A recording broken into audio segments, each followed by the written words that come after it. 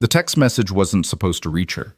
The billionaire CEO's broken confession, "I miss you so much it hurts," was meant for a ghost, a disconnected number that would never answer back.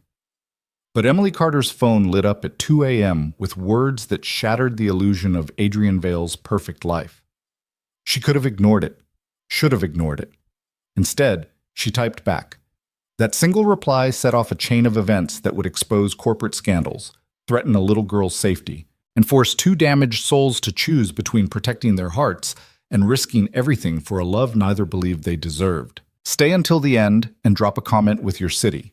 I want to see how far this story reaches across the world. Hit that like button and let's begin. The amber liquid in Adrian Vale's crystal tumbler caught the city lights filtering through floor-to-ceiling windows 40 stories above Manhattan. He'd stopped counting how many fingers of scotch he'd poured tonight. 3? 5? Did it matter anymore? His daughter's bedroom door stood slightly ajar down the hallway, a sliver of nightlight glow cutting across the marble floor. Chloe had finally cried herself to sleep an hour ago, clutching the worn stuffed rabbit that still smelled faintly of the lavender perfume her mother used to wear. Used to, past tense. Everything about Rebecca was past tense now. 2 years, 3 months, and 16 days. Adrian's thumb hovered over his phone screen, the blue light harsh against his face in the darkened penthouse. He'd kept Rebecca's number in his contacts, couldn't bring himself to delete it even though the line had been disconnected 18 months ago. Sometimes late at night, when the silence pressed too hard against his chest, he'd type messages he'd never send. Confessions that vanished into digital void. It was pathetic, he knew. A 32-year-old man worth $4.7 billion, and he couldn't let go of a phone number. Tonight felt worse than usual. Chloe had asked again at dinner why Mommy wasn't coming back. 7 years old, and she still didn't fully grasp forever. How could she? Adrian barely grasped it himself. His fingers moved across the screen, muscle memory and scotch loosening the tight control he usually maintained. I miss you so much it hurts. Everything's falling apart without you. I don't know how to do this alone. I'm failing her, Becca. I'm failing our daughter every single day. He hit send before the rational part of his brain could stop him. The message showed delivered, which was wrong. It always showed undeliverable. Always. Adrian stared at the screen as the scotch fog lifted slightly from his thoughts. Delivered. Not undeliverable. Oh no, no, no, no. His hands went cold. He'd selected the wrong contact. The number just above Rebecca's in his recent messages. The one his assistant had forwarded yesterday when some charity fundraiser tried contacting him directly. He never responded to those, just let them filter into the void with everything else. Except now some complete stranger had just received the most vulnerable moment of his entire adult life. Adrian Vale, the man Forbes called Manhattan's most ruthless CEO, had just accidentally confessed his broken heart to a random phone number. 30 blocks south, Emily Carter's phone vibrated against the chipped Formica counter where she'd collapsed 15 minutes earlier, still wearing her grease-stained cafe apron. Her feet screamed in protest, double shift, 12 hours slinging coffee and wiping tables, smiling through the ache because tips paid better when you pretended everything was fine. She almost ignored the message, unknown number, probably spam. But something made her look. The words on the screen stopped her completely. Emily read it twice, then 3 times. This wasn't spam. This was raw pain, stripped bare and desperate. This was someone's private agony delivered to the wrong person. She should delete it, mind her own business, go to bed, and forget the whole thing. Instead, her fingers moved across the cracked screen protector. I think you sent this to the wrong number. But whoever you meant it for, I hope they know how much you care, and I hope things get better for you and your daughter. She hesitated, then added, sometimes the hardest part isn't being strong. It's admitting you need help. You're not failing, you're surviving. That counts for something. Emily hit send before she could overthink it, then immediately regretted the impulse. What was she doing? This person didn't want life advice from a broke waitress who couldn't even afford to fix her phone screen properly. She hauled herself off the counter, every muscle protesting, and headed for the shower. The water never got properly hot in her apartment, but at least it washed away the smell of burnt coffee and broken dreams. Munting. Adrian stared at the response like it might detonate. Someone had answered. A stranger had read his darkest moment and responded with, kindness. He checked the number again. Definitely not Rebecca's. Definitely not anyone in his contacts. Just a random person who'd somehow ended up on the receiving end of his emotional breakdown. The rational move would be to apologize for the mistake and block the number. Pretend it never happened. But something in those words, "You're not failing, you're surviving," that counts for something, hit differently than the empty condolences he'd endured for 2 years. His corporate board members had patted his shoulder and talked about time healing all wounds. His late wife's family had offered prayers and platitudes. His assistant had quietly arranged therapy appointments he never attended. Everyone meant well, but their sympathy felt hollow, scripted, obligatory. This stranger's message felt real. Adrian's fingers hovered over the keyboard. He should stop. This was insane. But the scotch and the loneliness and Chloe's tear-stained face combined into something that overrode common sense. "How did you know I have a daughter?" The response came faster than expected. "You mentioned failing her. Are you okay?" That sounded pretty dark. Adrian laughed, the sound bitter in the empty penthouse. "Define okay. I'm breathing. That's about the extent of it. That's a start. Breathing's underrated. Who is this?" "Someone who accidentally became your unintended therapist, apparently." "I'm Emily." "Adrian." He stopped himself from adding his last name. For once in his adult life, maybe anonymity wasn't the worst thing. "What happened, Adrian? If you want to talk about it." And there it was, the invitation to unload on a complete stranger. Ridiculous. Inappropriate. Potentially dangerous depending on who this Emily person actually was. Adrian typed anyway. "My wife died 2 years ago. Cancer. I thought I was handling it. Clearly I'm not. I'm sorry, I can't imagine. My daughter asked tonight why her mother isn't coming back. She's 7. How do you explain permanent to someone who still believes in magic? Maybe you don't explain it. Maybe you just hold her and let her feel what she feels."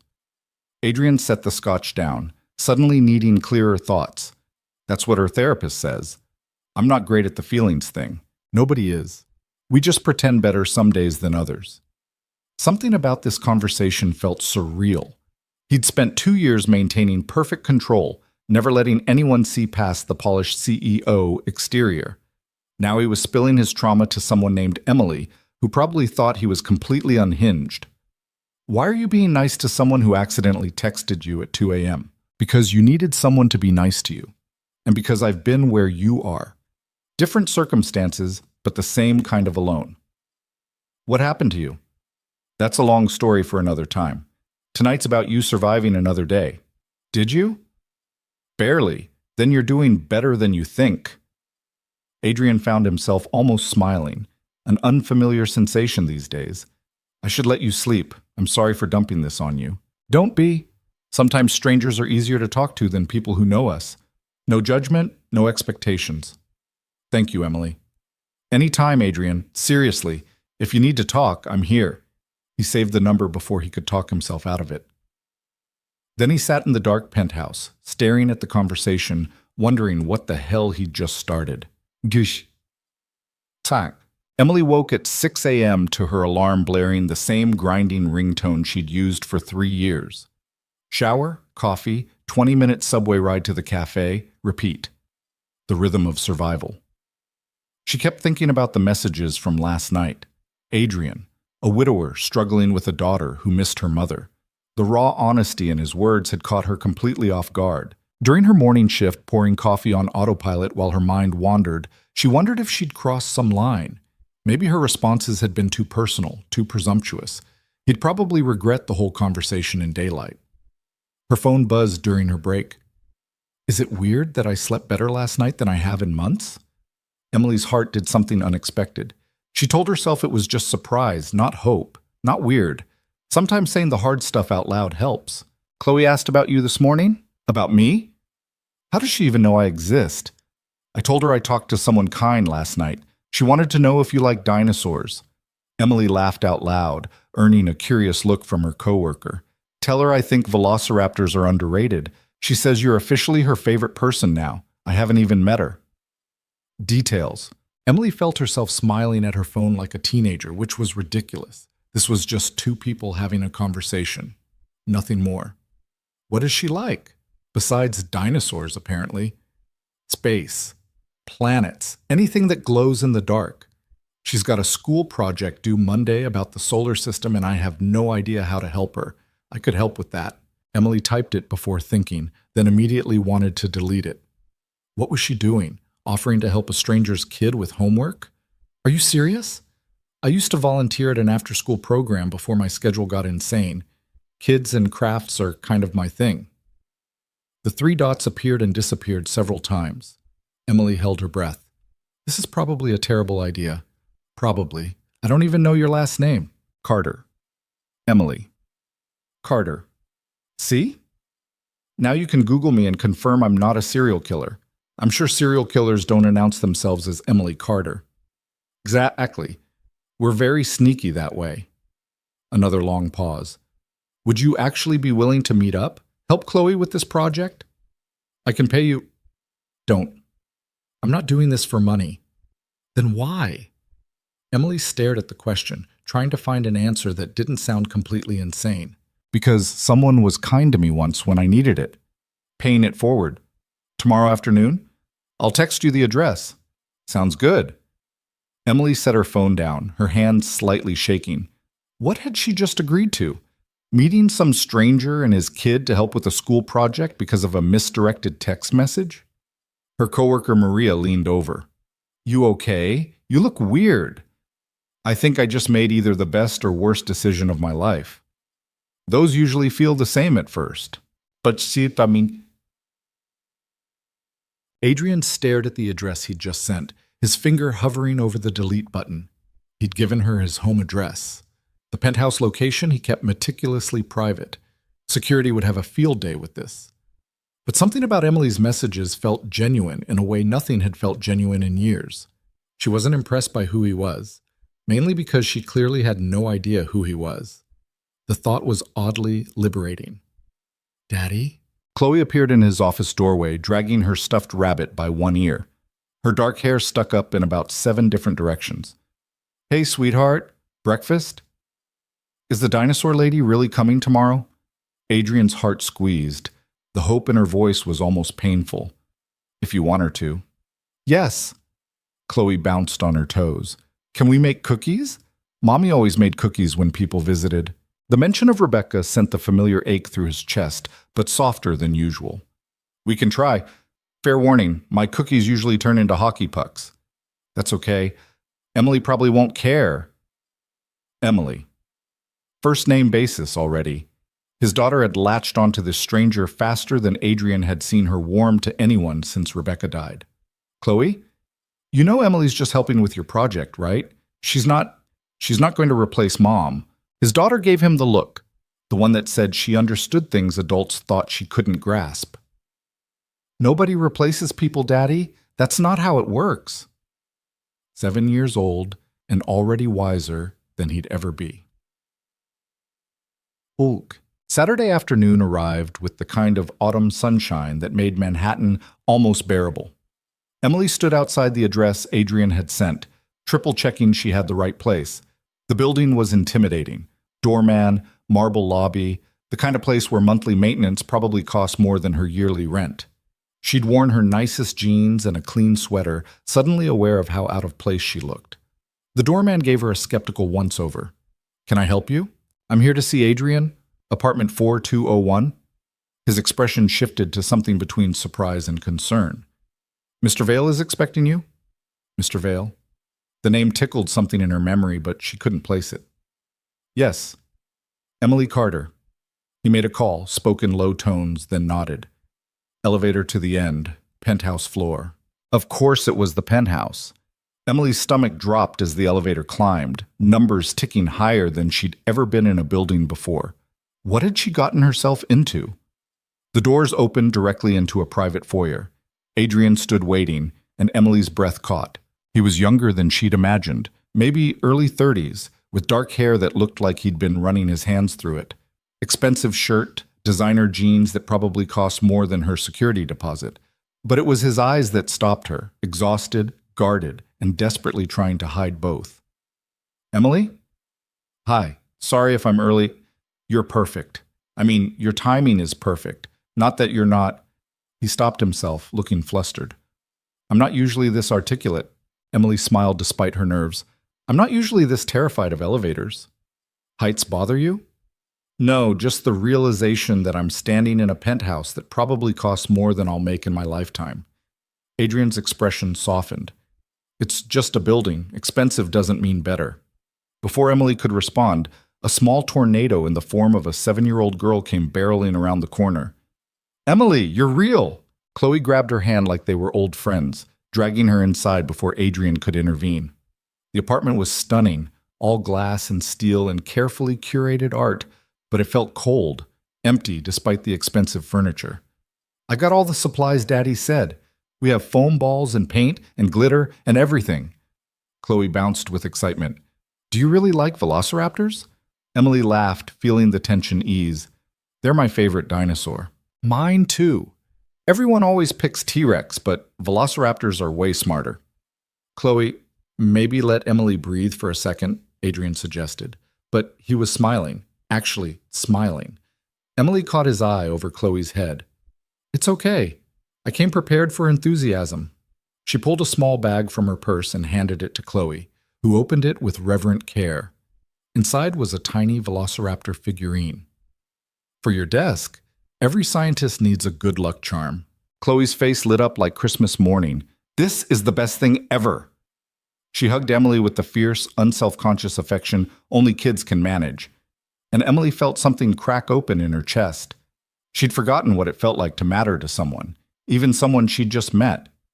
Adrian's expression had gone soft, vulnerable in a way that made her breath catch. Thank you, he mouthed over Chloe's head. Emily just smiled and let herself be dragged toward the dining room table, already covered in project supplies. Welcome. 3 hours later, the table looked like a craft store had exploded. Paint everywhere, glitter embedded in surfaces it would never leave, foam planets in various states of completion. Chloe was explaining the atmospheric composition of Jupiter with the confidence of a tiny astrophysicist, while Emily helped her paint the Great Red Spot. Adrian had given up trying to help after accidentally gluing Saturn's rings on backwards. Now he just watched from the kitchen island, coffee in hand, struck by how natural Emily looked in his home. How she listened to Chloe's rambling explanations with genuine interest, asked questions that made his daughter think, laughed at jokes that weren't even funny. His phone buzzed. His assistant, reminding him about Monday's board meeting, the merger proposal he needed to review, the 100 other responsibilities waiting in his office down the hall. He silenced it. Daddy, come see, Chloe waved him over. Emily showed me how to make the sun look like it's actually burning. The sun did look impressive. Yellow and orange paint swirled together, glitter catching the light. His daughter's hands were covered in paint, her face smudged with silver sparkles, and she looked happier than he'd seen her in months. It's perfect, sweetheart. We should hang it in my room when it's dry. And Emily says next time she can show me how to make a comet. Next time. His daughter had already assumed there would be a next time. Adrian glanced at Emily, who was carefully painting tiny craters on the moon, her tongue poking out slightly in concentration. She'd rolled her sleeves up, revealing arms marked with small scars, burns maybe, from restaurant work. Her jeans had a patch on one knee. There was nothing polished or pretentious about her. She looked up and caught him staring. What? Nothing. Just, thank you for this. Are you kidding? This is the most fun I've had in months. She gestured at the disaster zone. Although I apologize for your table, the glitter will outlive us all. Worth it. Their eyes held for a moment too long. Emily looked away first, focusing back on the moon like it required intense concentration. Chloe yawned hugely, paint-covered hands rubbing her eyes. All right, Space Cadet, time to clean up, Adrian said gently, but we're not done. The planets need to dry anyway. Emily will come back. He paused, looking at Emily with a question in his eyes. If she wants to. Emily's smile was soft. I'd like that. Yay! Chloe pumped her fist, sending paint droplets across the table. Teat. An hour later, after Chloe had been shepherded through cleanup and dinner and bedtime, with Emily invited to stay for all of it, Adrian walked Emily to the elevator. I'm sorry she monopolized you all evening, he said. She doesn't usually warm up to people this fast. I think she just needed someone who wasn't afraid to make a mess with her. Emily pressed the elevator button. Kids know when adults are being real versus performing. You're good with her. Natural. I used to want kids. Before life got complicated. Emily's expression flickered with something sad. Your daughter's amazing, by the way. Smart and funny and kind. You're doing better than you think. The elevator arrived. Emily stepped inside, but Adrian held the door. Can I ask you something? Sure. Why did you really come today? You don't know us. This could have been dangerous or weird, or it was a little weird, Emily admitted with a small smile. But that text you sent, I recognize that kind of lonely, the kind where you're surrounded by everything except what matters. She paused. I grew up in foster care, 12 different homes before I aged out. I know what it's like to feel alone in a crowd. Adrian felt his chest tighten. I'm sorry. Don't be.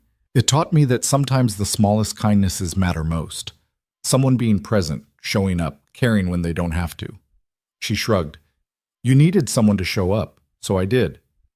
The elevator started beeping, protesting being held. Adrian reluctantly let the door close, watching Emily's small wave as she descended. He stood in the empty foyer for a long moment, then pulled out his phone. Thank you for today. Chloe's already asking when you're coming back. The response came quickly. Tell her whenever she wants. I'm serious about that offer to help any time. Even if it's not about homework? Even then. Adrian found himself smiling at the screen, something warm and unfamiliar blooming in his chest. Tomorrow? Dinner? If you're free. He held his breath waiting for the response. I work until 6. But after that, yeah. I'd like that. I'll send a car. The subway works fine. Emily. Fine. But I'm not getting used to it. Noted. Adrian walked back into his apartment, past the disaster of dried paint and scattered glitter, and found himself actually looking forward to tomorrow. When was the last time that happened? Emily rode the subway home in a daze, her mind replaying the entire afternoon. Chloe's laughter, Adrian's careful distance that gradually softened, the way he'd looked at her when she made his daughter smile. This was dangerous. Getting attached to people she barely knew, inserting herself into their lives like she belonged there. She'd learned the hard way that belonging was temporary, that people left or sent you away or stopped needing you. But something about Adrian's broken honesty in that first text message had reached past all her carefully constructed walls. And Chloe, God, that little girl had wrapped herself around Emily's heart in approximately 30 seconds. Her phone buzzed.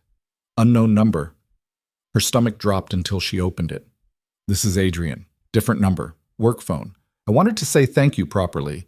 What you did today meant more than you know. You already thanked me. Not enough. Chloe went to bed without crying for the first time in weeks. You gave us both something we desperately needed. What's that? Hope. Emily stared at that single word, feeling it resonate in her own hollow spaces. That goes both ways, she typed back. See you tomorrow. She put her phone away and stared out the subway window at the dark tunnel walls rushing past, wondering what she was walking into and whether she was brave enough to see it through. Somewhere 40 stories above Manhattan, Adrian stood at his penthouse window, watching the city lights, holding the same questions. Neither of them had answers yet, but for the first time in a long time, they both had something that felt a lot like possibility. The car Adrian sent wasn't just a car. It was a statement. Black Mercedes with tinted windows, the kind that screamed money in a way that made Emily's coworkers stare through the cafe window as she climbed inside. Maria had grabbed her arm before she left, eyes wide. Girl, who the hell is this guy? Just someone I'm helping with his kid. Nobody sends a Mercedes for just someone. You Google him yet? Emily hadn't. Part of her didn't want to know. The moment she put a net worth to Adrian's name, everything would shift. Right now, he was just a sad widower trying to figure out fatherhood. She wanted to keep it that way a little longer. The driver didn't speak, just navigated through evening traffic with professional efficiency. Emily watched the buildings get progressively fancier as they headed uptown, her stomach knotting tighter with each block. She'd changed clothes 3 times before settling on a simple black dress that wasn't too formal, but wasn't casual either. The fabric was thin in places from too many wash cycles, but it was the best she had.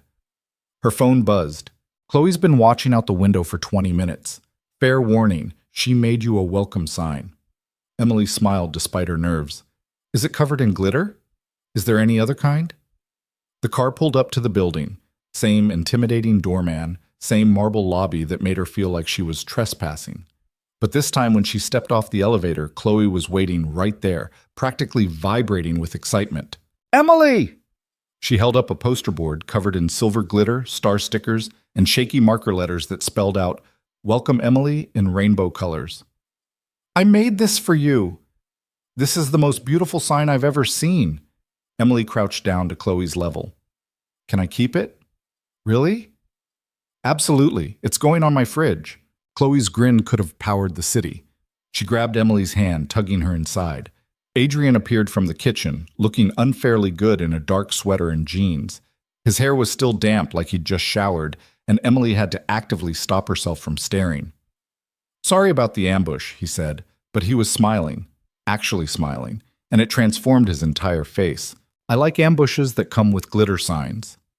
Emily let Chloe pull her toward the dining room, where the table had been set with actual china and real cloth napkins.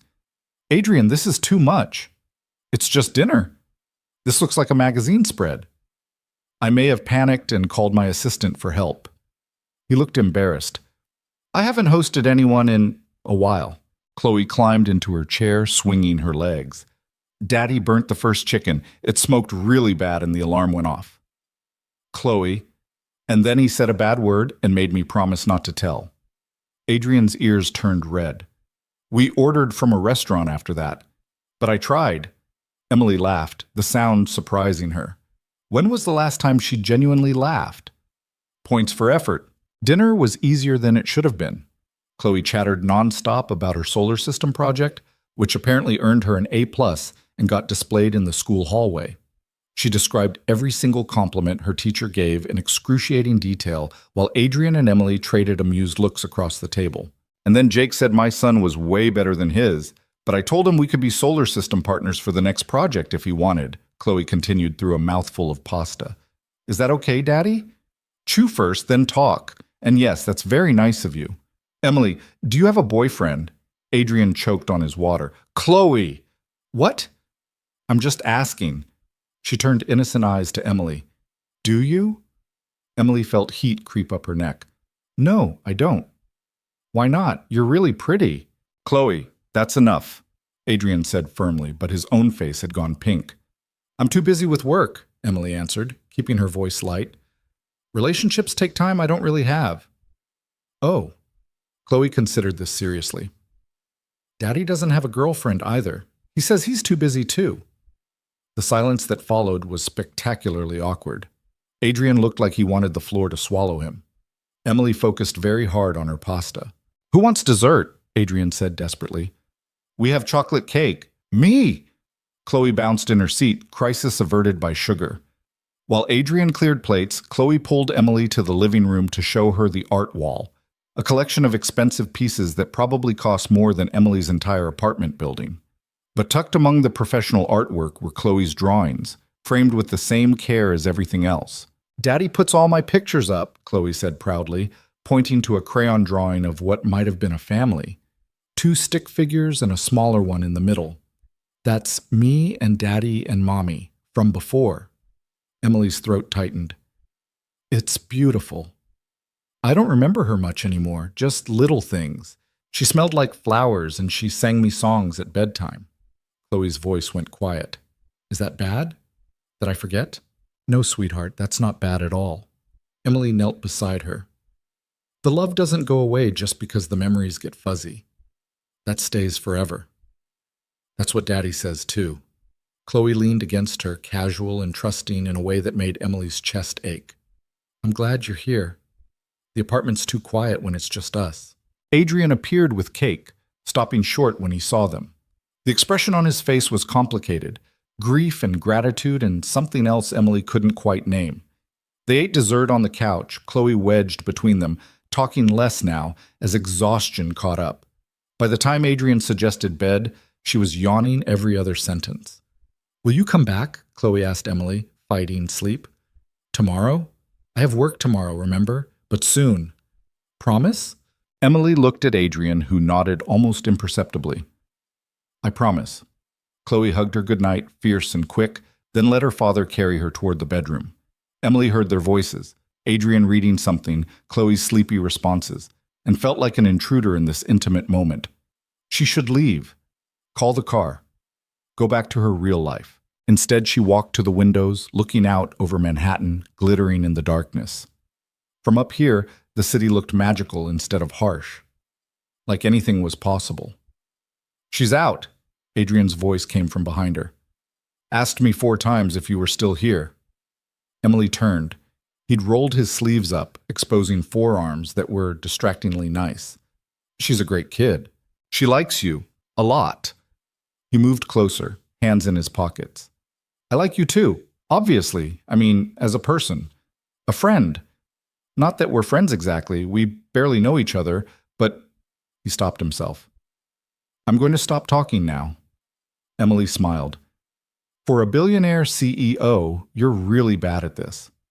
The words were out before she could stop them. Adrian went very still. You know who I am. Maria made me Google you during my break. Emily held his gaze.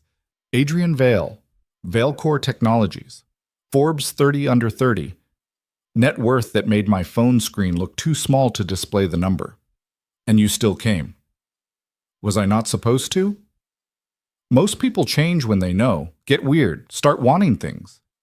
His jaw tensed. I liked that you didn't know. That you just saw me as some guy who screwed up a text message.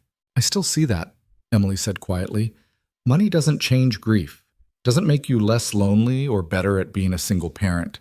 You're still just Adrian, trying to survive. He looked at her like she'd said something profound instead of obvious. How are you real? I'm really not that special. You have no idea, do you? He moved closer, close enough that she could smell his cologne, something expensive and subtle. You walked into my home, made my daughter smile for the first time in months, and asked for nothing in return. You know how rare that is? Emily's heart was doing complicated things in her chest. I should go. Why? Because this, she gestured between them. Whatever this is, it's complicated. You're grieving. I'm broke. We live in completely different worlds. So I don't fit here, Adrian. Look at this place. Look at me. She hated how her voice cracked. I'm a waitress who can barely make rent. You're a billionaire who probably spends more on coffee than I make in a month. And you think that matters to me? It should. Your daughter needs stability, not some stranger who'll disappear when reality sets in. You're not a stranger anymore. His voice was rough. And I don't want you to disappear. The air between them felt charged, dangerous. Emily forced herself to step back. I need to think. This is all moving really fast. Adrian nodded slowly, disappointment flickering across his face. Okay, I'll call the car. The ride home was quiet. Emily stared out the window, her mind spinning. What was she doing? Getting attached to a man she barely knew, falling for his daughter like she had any right to be part of their lives. This was a disaster waiting to happen. Her phone buzzed as she walked into her apartment. I'm sorry if I pushed too hard. Take whatever time you need. But for what it's worth, Chloe wasn't the only one who had fun tonight. Emily sat on her bed, staring at the message. The smart thing would be to pull back, create distance before anyone got hurt. But when she closed her eyes, all she saw was Chloe's smile and Adrian's careful hope, and she knew it was already too late for smart. Me too, she typed back. Good night, Adrian. Good night, Emily. She fell asleep holding her phone, the glitter welcome sign propped against her dresser, catching the streetlight through her window. 3 days passed before Emily saw them again. 3 days of double shifts and aching feet and messages from Adrian that came at odd hours. 2 a.m. thoughts about parenting, midday check-ins asking about her day, random photos of Chloe's latest art projects. Nothing demanding or inappropriate, just connection. Like he was thinking about her and wanted her to know. Emily found herself thinking about him too. The way his eyes crinkled when he smiled. How he listened when she talked. Really listened. Like her words mattered. The careful distance he maintained with Chloe, afraid to overwhelm his daughter with too much too fast. On Friday, her phone rang during her afternoon break. Adrian's name on the screen made her pulse jump. Hey, hey, bad time. He sounded stressed, unusual for him. I've got 15 minutes. What's wrong? I need a favor. It's last minute and completely unfair to ask, but I'm desperate. Emily sat up straighter. What happened? Emergency board meeting in Boston tonight. I have to fly out in 2 hours, and my regular babysitter just canceled. He exhaled sharply. I know it's asking a lot, but is there any chance you could stay with Chloe? Just overnight. I'll be back tomorrow afternoon. You want me to watch her overnight? I trust you. She trusts you, and honestly, you're the only person she won't cry about me leaving. His voice dropped. Please, Emily. I wouldn't ask if I had literally any other option. Emily thought about her schedule. She'd need to call in sick for tomorrow's morning shift, lose a day's pay she couldn't afford. It was irresponsible and impulsive and probably a terrible idea. What time do you need me there? The relief in his voice was palpable. You're a lifesaver. 6 o'clock? I'll leave emergency numbers, credit cards, anything you need. I don't need your credit cards, Adrian. Take them anyway, please. Order whatever you want, do whatever she wants. Just keep her safe and happy. We'll be fine. Go handle your emergency. Thank you. Seriously, I owe you. Emily ended the call and immediately texted Maria a creative lie about a family emergency. Her coworker would cover, probably. Hopefully. If not, Emily would deal with the consequences later. At 6 o'clock sharp, she was back in that elevator, overnight bag in hand, trying not to think about how insane this was. She was about to spend the night in a billionaire's penthouse, watching his daughter like it was totally normal. Chloe threw herself at Emily the moment the elevator doors opened. You're staying! Daddy said you're staying! I am! We're going to have so much fun! Adrian looked frazzled, suit jacket already on, laptop bag over his shoulder. He pulled Emily aside while Chloe ran to grab her tablet. Emergency numbers are on the fridge. Her bedtime is 8:30, but good luck enforcing it. She'll try to negotiate for 9. Don't fall for it. He ran a hand through his hair. She takes melatonin gummies at 8, purple bottle in the bathroom cabinet. No nuts. She's allergic. If anything happens, Adrian. Emily put a hand on his arm. We'll be fine. Go. He looked at her hand on his arm, then at her face. I've never left her overnight with anyone who isn't family. Then I'm honored you trust me. It's more than trust. His voice went quiet. You make her happy? You make both of us happy. That's not something I take lightly. Before Emily could respond, Chloe came running back. Daddy, you're going to miss your plane. Adrian kissed his daughter's head, gave Emily one last grateful look, and left. The door clicked shut, and suddenly Emily was alone with a 7-year-old in an apartment worth more than she'd see in 10 lifetimes. So, Chloe said brightly, want to build a blanket fort? They built the most elaborate blanket fort Emily had ever seen, using couch cushions and dining chairs and every spare blanket in the house. Chloe took it very seriously, directing placement with the authority of a tiny architect. No, that corner needs more support. The structural integrity is compromised. Emily bit back a laugh. Where did you learn that phrase? Daddy's work calls. I listen sometimes. She crawled into the fort, dragging her tablet with her. Can we watch movies in here? Absolutely. They watched Finding Nemo because Chloe insisted Emily needed to see it, even though Emily had seen it dozens of times. They ate pizza that Emily ordered using Adrian's credit card after 15 minutes of internal debate. They painted each other's nails with polish Chloe found in her mother's old bathroom drawer. The bottles slightly dried out, but still usable. Mommy had pretty nails, Chloe said quietly, concentrating on painting Emily's thumb bright purple. She always let me pick the colors. What was she like? Your mom? Chloe's face scrunched up, thinking. Nice. She laughed a lot. She made really good pancakes with chocolate chips. She paused. She got really sick and tired at the end. Daddy tried to hide it, but I knew. Emily's throat closed up. That must have been scary. Yeah, but Daddy said she's not hurting anymore. That helps, I guess. She finished the nail and sat back. Do you think she'd like you? The question caught Emily off guard. I don't know. I hope so. I think she would. You're nice like she was. Chloe yawned hugely. And you make Daddy smile. He didn't smile much after Mommy left. At 8:30, Emily tried to enforce bedtime. At 8:45, after extensive negotiations, Chloe agreed to get ready for bed if Emily would read her 3 stories instead of 1. At 9:15, they were finally in Chloe's bedroom, a space that managed to be both expensive and kid-friendly, all white furniture and star-pattern bedding. "Will you stay until I fall asleep?" Chloe asked, already tucked in with her rabbit. Of course. Emily read 3 picture books, then a 4th when Chloe insisted, her voice getting quieter with each page. The little girl fought sleep hard, eyes drooping, then snapping open like she was afraid Emily would vanish. "I'm not going anywhere," Emily promised, smoothing Chloe's hair back. "I'll be right in the living room if you need me." "You won't leave in the middle of the night?" "Not unless there's an emergency, and even then, I'd wake you up first." That seemed to satisfy her. Chloe's eyes finally stayed closed, her breathing evening out into sleep. Emily sat there for another 10 minutes, just watching this little girl who'd somehow burrowed into her heart in less than a week. When she was sure Chloe was deeply asleep, Emily crept out, leaving the door cracked open. The apartment felt enormous and empty, with just her in it. She wandered through rooms she hadn't seen before. Adrian's home office with wall-to-wall bookshelves, a gym that probably cost more than her car. A master bedroom she felt wrong even glancing into. She ended up back in the living room, curled up on the couch with her phone. Adrian had texted twice. Meeting finally over. "How's everything? Is she asleep yet or still negotiating?" Emily smiled. "Asleep as of 20 minutes ago. She drives a hard bargain, though. I caved at 4 bedtime stories. That's her record. Well done. How's Boston?" "Boring, cold, missing my kid." Emily's fingers hovered over the keyboard before she typed, "Just your kid?"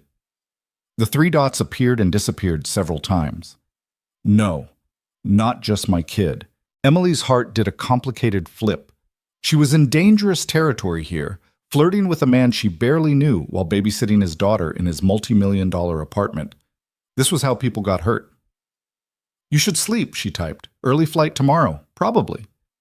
"Thank you again for doing this. Seriously, I don't know what I would have done. Any time." She meant it, which was terrifying. Emily tried to sleep on the couch, but gave up after an hour of staring at the ceiling. The city never really went dark from this high up, and her mind wouldn't shut off. She kept replaying the evening, Chloe's laughter, the easy domesticity of it all, the way it felt like something she could get used to. Around 2 a.m., she heard a sound from Chloe's room. A whimper, then crying. Emily was on her feet before she fully processed it, hurrying down the hall. Chloe was sitting up in bed, tears streaming down her face, caught in that space between sleep and wake. Hey, it's okay." Emily sat on the bed, pulling the little girl into her arms. "I'm here. You're safe. I had a bad dream. Mommy was leaving and I couldn't follow her and Daddy was gone too and She hiccuped, sobbing into Emily's shoulder. "It was just a dream, sweetheart. Your dad's coming home tomorrow. I'm right here." Everyone leaves. Everyone always leaves. The words hit Emily like a punch. She knew that fear intimately, had carried it her whole life through foster homes and temporary families and people who promised to stay, but never did. "I know," she whispered. "I know it feels like that. But your dad loves you more than anything in the world. He's not going anywhere. He left tonight. For work. But he's coming back. That's different from leaving. Chloe pulled back, wiping her eyes. "Do you promise?" Emily shouldn't promise things she couldn't control, but looking at this scared little girl who'd lost too much already, she couldn't help herself. "I promise. Your dad would move mountains to get back to you. What about you? Will you leave?" The question hung in the air between them. Emily wanted to promise she wouldn't, but that felt like a lie.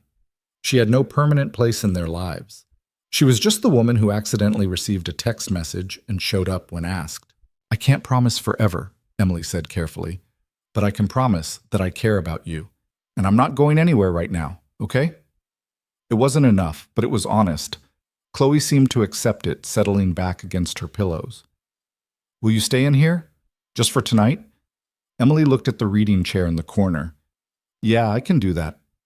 She curled up in the chair, which was surprisingly comfortable, and watched Chloe drift back to sleep. Her phone buzzed quietly. "Can't sleep. Keep thinking about you in my apartment." Emily's pulse jumped. "That sounds vaguely creepy." "Not like that." "Well, Maybe a little like that. Mostly just grateful you're there. Chloe had a nightmare. We're okay now. Is she all right? Scared everyone was leaving her. We talked it through. There was a long pause before Adrian responded. She told you that? Yeah. She doesn't usually open up like that, even with her therapist. Maybe she needed someone who gets it. Do you? Get it? Emily stared at the question, then at Chloe sleeping peacefully across the room. Yeah, I do. Thank you for being there. I know I keep saying it, but I mean it. Get some sleep, Adrian. Your daughter will expect full energy tomorrow. Good night, Emily. Good night.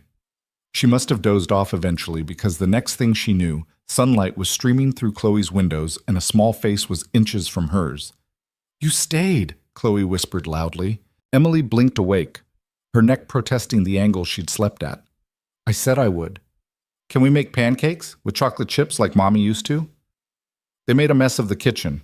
Flour everywhere, chocolate chips on the floor, pancakes that ranged from perfect to completely burnt. Chloe stood on a step stool at the counter, taking her job as chocolate chip distributor very seriously. More chips in this one. It's for Daddy. You think he wants diabetes for breakfast? He needs extra because he had to go to boring Boston. Emily couldn't argue with that logic. They were eating their creation, which actually turned out decent, when the elevator chimed. Chloe practically flew off her chair. Daddy! Adrian looked exhausted, tie loosened, suit rumpled from travel. But when Chloe launched herself at him, his whole face transformed. He scooped her up, holding her tight. I missed you, baby girl. We made pancakes with lots of chocolate chips. I can see that. His eyes found Emily over Chloe's head. She was suddenly very aware that she was wearing the same clothes from yesterday. Her hair was a mess, and there was probably flour on her face. Morning, she said, feeling awkward. Morning. His voice was warm. Everything go okay? We survived. Barely. Chloe wiggled down and ran to get her tablet, leaving them alone in the kitchen. Adrian moved closer and Emily could smell his cologne mixed with airport and coffee. She had a nightmare, Emily said quietly. Around 2 a.m., scared everyone was leaving. I slept in her room just in case. Adrian's expression shifted to concern. She okay now? Better. We talked. She just needed reassurance. From you. I was the only adult here. It's more than that. He reached out like he might touch her face, then caught himself. Can we talk? After I change and spend some time with Chloe? Emily nodded, suddenly nervous. Yeah, sure. An hour later, after Chloe had shown her father every single thing they'd done while he was gone, Adrian suggested she watch her tablet in her room for a bit. The little girl went without argument, sensing adult conversation brewing. Adrian sat on the couch next to Emily, closer than strictly necessary. He'd changed into jeans and a t-shirt, looking more human and less CEO. So, he started. So, this is weird, right? All of this? Emily laughed nervously. Extremely weird. You barely know us. I barely know you. But somehow you're sitting in my apartment after spending the night taking care of my daughter like it's completely normal. I don't know what this is, Emily admitted. I came here to help with a school project. Now I'm having feelings I definitely shouldn't be having. What kind of feelings? She looked at him, really looked at him. The exhaustion in his eyes, the careful hope in his expression, the way he held himself like he expected rejection but was asking anyway. The kind that make me want to stay, she said quietly. The kind that scare me because I don't fit here and we both know it. What if I want you to fit here? Adrian, I know it's fast, I know it's crazy, but I haven't felt this alive in 2 years. His voice was raw.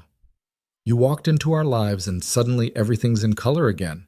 Chloe's laughing, I'm laughing. The apartment doesn't feel like a mausoleum. I'm not a magic fix for your grief. I know that. This isn't about replacing what I lost. It's about... He struggled for words. It's about finding something I didn't know I was allowed to want again.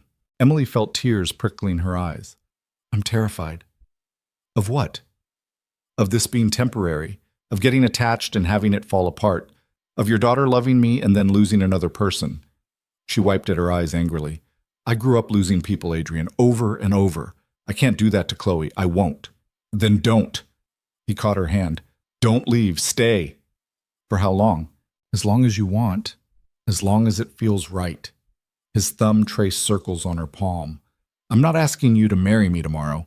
I'm just asking you to give this a chance. Give us a chance. Emily looked at their joined hands, then at his face, then toward the hallway where Chloe was probably eavesdropping. This is insane. Completely. I work 60 hours a week at minimum wage. You run a tech empire. So? So we don't make sense. The best things never do. He smiled slightly. You think I planned this? That I meant to fall for the woman who accidentally got my breakdown text? You're falling for me? I fell 3 days ago when you stayed in Chloe's room all night, even though that chair is uncomfortable as hell. His voice dropped. Maybe before that. Maybe the moment you showed up at my door with a solar system kit and asked for nothing in return. Emily couldn't breathe. This was too much, too fast, too everything. But when she looked at Adrian, all she saw was sincerity and hope and something that looked dangerously like love. I need time, she managed, to think, to figure out if this is real or if we're both just lonely. Take all the time you need. He brought her hand to his lips, kissing her knuckles gently. I'll be here. Chloe chose that moment to come running back in, launching herself between them on the couch. Are you guys done talking about boring adult stuff? Adrian laughed, pulling his daughter close. For now. Good. Emily, can you stay for lunch? Emily looked at Adrian, who was looking at her with such naked hope it made her chest ache. Yeah, she heard herself say. I can stay for lunch. It was a small answer to a much bigger question, but it was a start. Staying for lunch turned into staying for dinner. Dinner turned into movie night with Chloe falling asleep between them on the couch, her head on Emily's lap, feet in Adrian's. They didn't talk about the conversation from earlier, just existed in the comfortable silence of people learning how to be around each other. When Emily finally left that night, Adrian walked her to the elevator like he always did. But this time, right before the doors closed, he caught her hand. Thank you for staying. You already said that. I meant for more than lunch. The door slid shut on his smile, leaving Emily alone with her racing thoughts all the way down 40 floors. The next 2 weeks fell into a rhythm that felt dangerously like normal. Emily worked her shifts at the cafe, and in between she found herself at the penthouse more often than her own apartment. Some nights she'd arrive to help Chloe with homework. Other times she'd just show up because Adrian texted that they were ordering Thai food and had extra. Once she came over at 10 p.m. because Chloe had another nightmare and asked for her specifically. Maria noticed immediately. You're different. I'm the same. You're smiling at your phone every 5 seconds. You left early yesterday. You never leave early. Maria wiped down the counter, eyes sharp. This guy serious? Emily thought about how to answer that. Was Adrian serious? Were they even a thing? They hadn't kissed, hadn't defined whatever this was.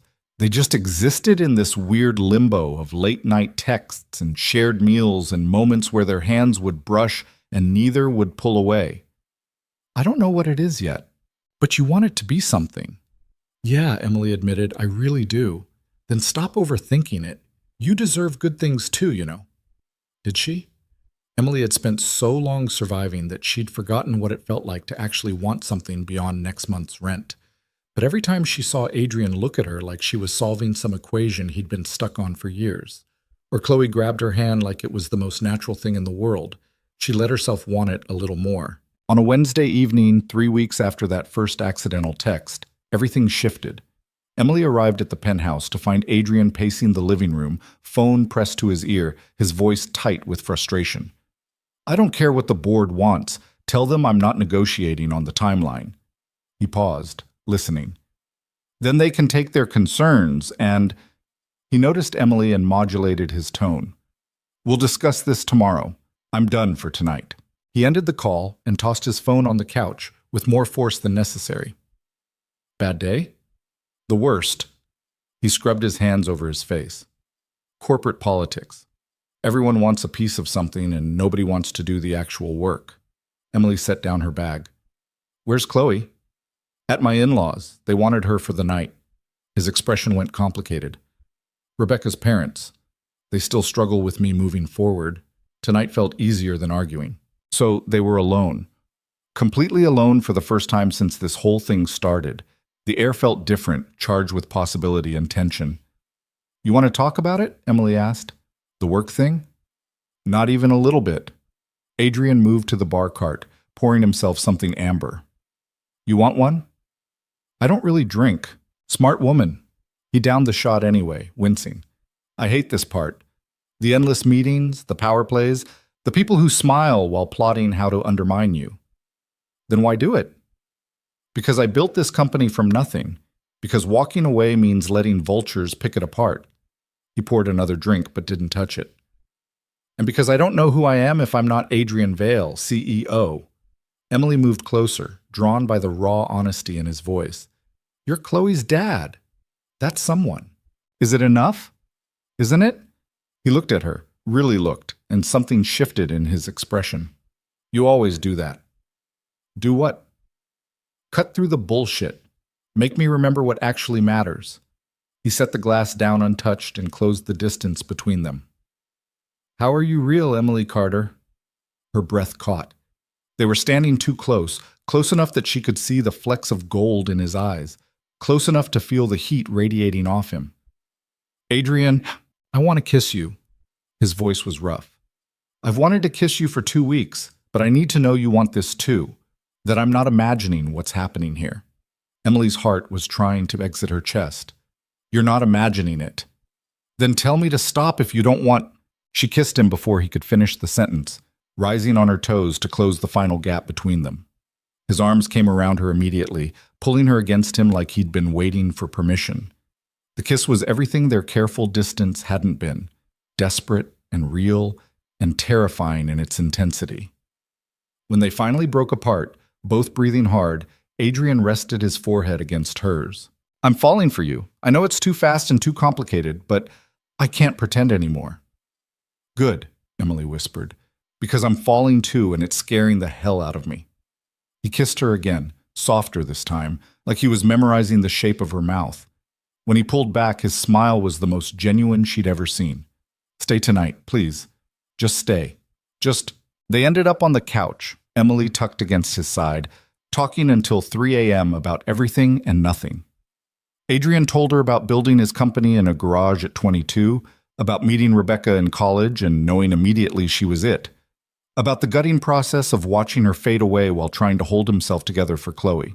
Emily told him about the foster care system, about the family that almost adopted her when she was 10 before changing their minds, about aging out at 18 with nothing but a garbage bag of belongings and $300, about learning to survive alone because counting on people only led to disappointment. You're not alone anymore, Adrian said quietly. Not if you don't want to be. That's a big promise. I don't make promises I can't keep. They fell asleep there, wrapped around each other, and Emily woke at dawn to find Adrian watching her with an expression so tender it made her chest ache. What? Nothing, just memorizing this. Creep. He laughed and kissed her forehead. Come on, I'll make you breakfast before you have to go to work. The breakfast was terrible. Burnt eggs and toast that was more carbon than bread. But Emily ate it anyway, touched that he'd tried. They moved around the kitchen with surprising ease, bumping hips and trading coffee cups and falling into a domestic rhythm that felt years old instead of brand new. Emily's phone buzzed, Maria, asking where she was. Reality crashed back in. She had a shift in an hour, and she was still wearing yesterday's clothes, and she needed to go home and change and pretend her whole world hadn't shifted overnight. I have to go. Adrian caught her hand. I'll send a car. The subway's fine. Emily. I can't get used to cars and drivers and all of this. She gestured at the penthouse. That's not my life. It could be. The words hung between them, heavy with implication. Emily pulled her hand back gently. Don't. Don't make this about money or what you can give me. That's not why I'm here. I know that. I just want to make things easier for you. I don't need easier. I need real. She grabbed her bag. I'll text you later, okay?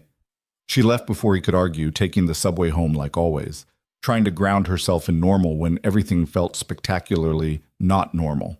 Work was a blur. Emily poured coffee and took orders and smiled at customers while her mind replayed every moment from the night before. The kiss. The way Adrian had held her like she was precious. The promises neither of them had any business making. Her phone buzzed constantly. Adrian sending random thoughts, photos of Chloe's latest drawing, asking about her day. It felt good. It felt dangerous. It felt like everything she'd ever wanted and been too afraid to reach for. 3 days later, reality came crashing down in the form of Adrian's in-laws. Emily had just arrived at the penthouse, invited for dinner, nothing special, when the elevator doors opened to reveal an older couple already inside. The woman was elegant in that old money way, perfectly styled gray hair and pearls. The man looked like an older version of Adrian might, tall and severe. They looked at Emily like she was something tracked in on someone's shoe. "And who might you be?" the woman asked, her voice dripping polite venom. "Emily, What was she exactly? Friend felt insufficient. Girlfriend felt presumptuous. "She's with me." Adrian appeared, Chloe in tow. His expression had gone carefully blank. "Margaret, David, I wasn't expecting you." Clearly, Margaret's eyes raked over Emily's cafe uniform. "We came to see our granddaughter. I see you have company." The way she said company made it sound like an accusation. Chloe, oblivious to the tension, ran to hug her grandparents. "Emily's teaching me how to make friendship bracelets. Look!" She held up her wrist, showing off a lumpy creation of rainbow threads. "How lovely," Margaret said, not looking at it. Her attention stayed fixed on Emily. "And how exactly do you know Adrian?" "We met a few weeks ago," Adrian said firmly.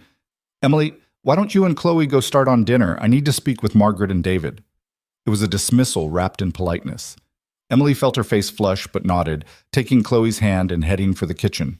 Behind them, she heard the conversation start in low, tense tones. Chloe seemed unconcerned, chattering about her day while they pulled ingredients from the fridge. But Emily's hands were shaking slightly. She'd known this moment would come, meeting the family, facing judgment, but she hadn't expected it to feel like this, like she was being weighed and found wanting before she'd even opened her mouth. "Don't think this is appropriate," Margaret's voice carried from the living room. "It hasn't even been 3 years since Rebecca—" "That's enough." Adrian's voice was hard. "This is my home and my life. And our granddaughter's life. Have you thought about what message this sends to Chloe? Some woman showing up, playing house?" Emily's stomach dropped. Chloe had gone very still beside her, no longer chattering. Her little face had that carefully blank expression kids get when they're pretending not to hear things that hurt. "Hey," Emily said softly. "How about you show me where your dad keeps the pasta?" "They don't like you." Chloe's voice was small. "They don't know me yet. That's different." "Grammy didn't like Daddy's last assistant either, or his friend Jennifer. She doesn't think anyone's good enough." Chloe looked up at her with eyes too old for 7. "Are you going to leave now?" The question gutted her. "Is that what you think? That I'd leave because things got hard?" "Everyone does eventually." Emily knelt down, taking Chloe's small hands in hers. "Listen to me. Your grandparents are protecting their family.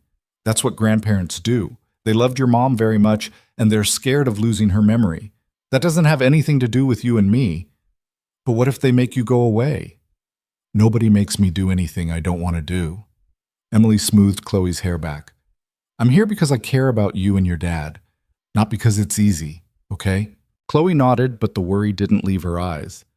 They went back to cooking prep, but the easy atmosphere from before was gone, replaced by the weight of adult drama neither of them could fully escape. The voices from the living room escalated. Emily caught fragments. Gold digger. Taking advantage. Rebecca would be devastated. Each phrase landing like a physical blow. She kept her focus on Chloe, on making dinner, on pretending she couldn't hear her worth being debated in the next room. Finally, Adrian's voice cut through, loud and final. "Get out, both of you!" Silence. Then Margaret's sharp intake of breath. "Adrian, I said get out. You don't get to come into my home and attack someone I care about. You don't get to weaponize Rebecca's memory against me." "We're thinking of Chloe." "No, you're thinking of yourselves, of what makes you comfortable." His voice dropped, but Emily could hear the fury underneath. "Emily has shown my daughter more genuine care in 3 weeks than you've shown in 3 months. So you can either accept that I'm moving forward with my life, or you can leave. Your choice." More silence. Then footsteps toward the elevator. Margaret's voice, cold and clipped. "This isn't over, Adrian. We'll be speaking to our lawyer about visitation." The elevator doors closed. Adrian appeared in the kitchen doorway, his face tight with anger and something that looked like grief. I'm sorry you had to hear that. Emily kept her eyes on the cutting board. It's fine. It's not fine. What they said was cruel and unfair and true? Emily finally looked at him. I am a waitress who showed up in your life 3 weeks ago. I don't have money or status or anything to offer except myself. From their perspective, I probably do look like I'm taking advantage. You know that's not what this is, do I? Emily set down the knife. Adrian, they're right about one thing. This is moving fast, maybe too fast. Maybe we need to slow down and actually think about what we're doing. Chloe made a small sound of distress. Adrian's jaw tightened. Is that what you want? To slow down? I don't know what I want anymore. Emily's voice cracked. I just know I don't want to be the reason you lose your relationship with your in-laws. I don't want Chloe caught in the middle of adult drama. I don't want... Daddy, make her stay. Chloe's voice was small but fierce. Please. Adrian moved to his daughter, kneeling beside her. Hey, nobody's going anywhere right now. We're all going to take a breath and have dinner like we planned, okay? But Grammy said things she shouldn't have said. That's not Emily's fault or your fault. It's just adults being difficult. He looked up at Emily, pleading in his eyes. Can we just have dinner, please? We can talk about everything else later. Emily wanted to run. Every instinct told her to grab her bag and leave before this got more complicated. But looking at Chloe's tear-bright eyes and Adrian's desperate hope, she found herself nodding. Dinner was strained despite their best efforts. Chloe was quieter than usual, pushing food around her plate. Adrian kept trying to fill the silence with conversation that fell flat. Emily just felt like an imposter at a table where she didn't belong. After Chloe went to bed, with extra hugs for Emily that felt like goodbye, Adrian poured himself a drink he actually consumed this time. They threatened to lawyer up about visitation, he said flatly. That's their power play. Make me choose between you and seeing my daughter. Emily's stomach churned. Then there's no choice. Chloe needs her grandparents. Chloe needs people who put her first, not their own grief. He downed the drink. They've barely been present since Rebecca died. Suddenly I'm dating someone and they're fighting for rights they haven't exercised in months? Dating. Emily latched onto the word. Is that what we're doing? Adrian looked at her, and his expression went soft despite everything. I'd like to be, if you still want that. I don't know how to fit in your world, Adrian. Tonight made that pretty clear. My world can change. Can it, though? You're a billionaire CEO. I make $9 an hour plus tips. Your in-laws took one look at me and saw dollar signs and ulterior motives. Emily wrapped her arms around herself.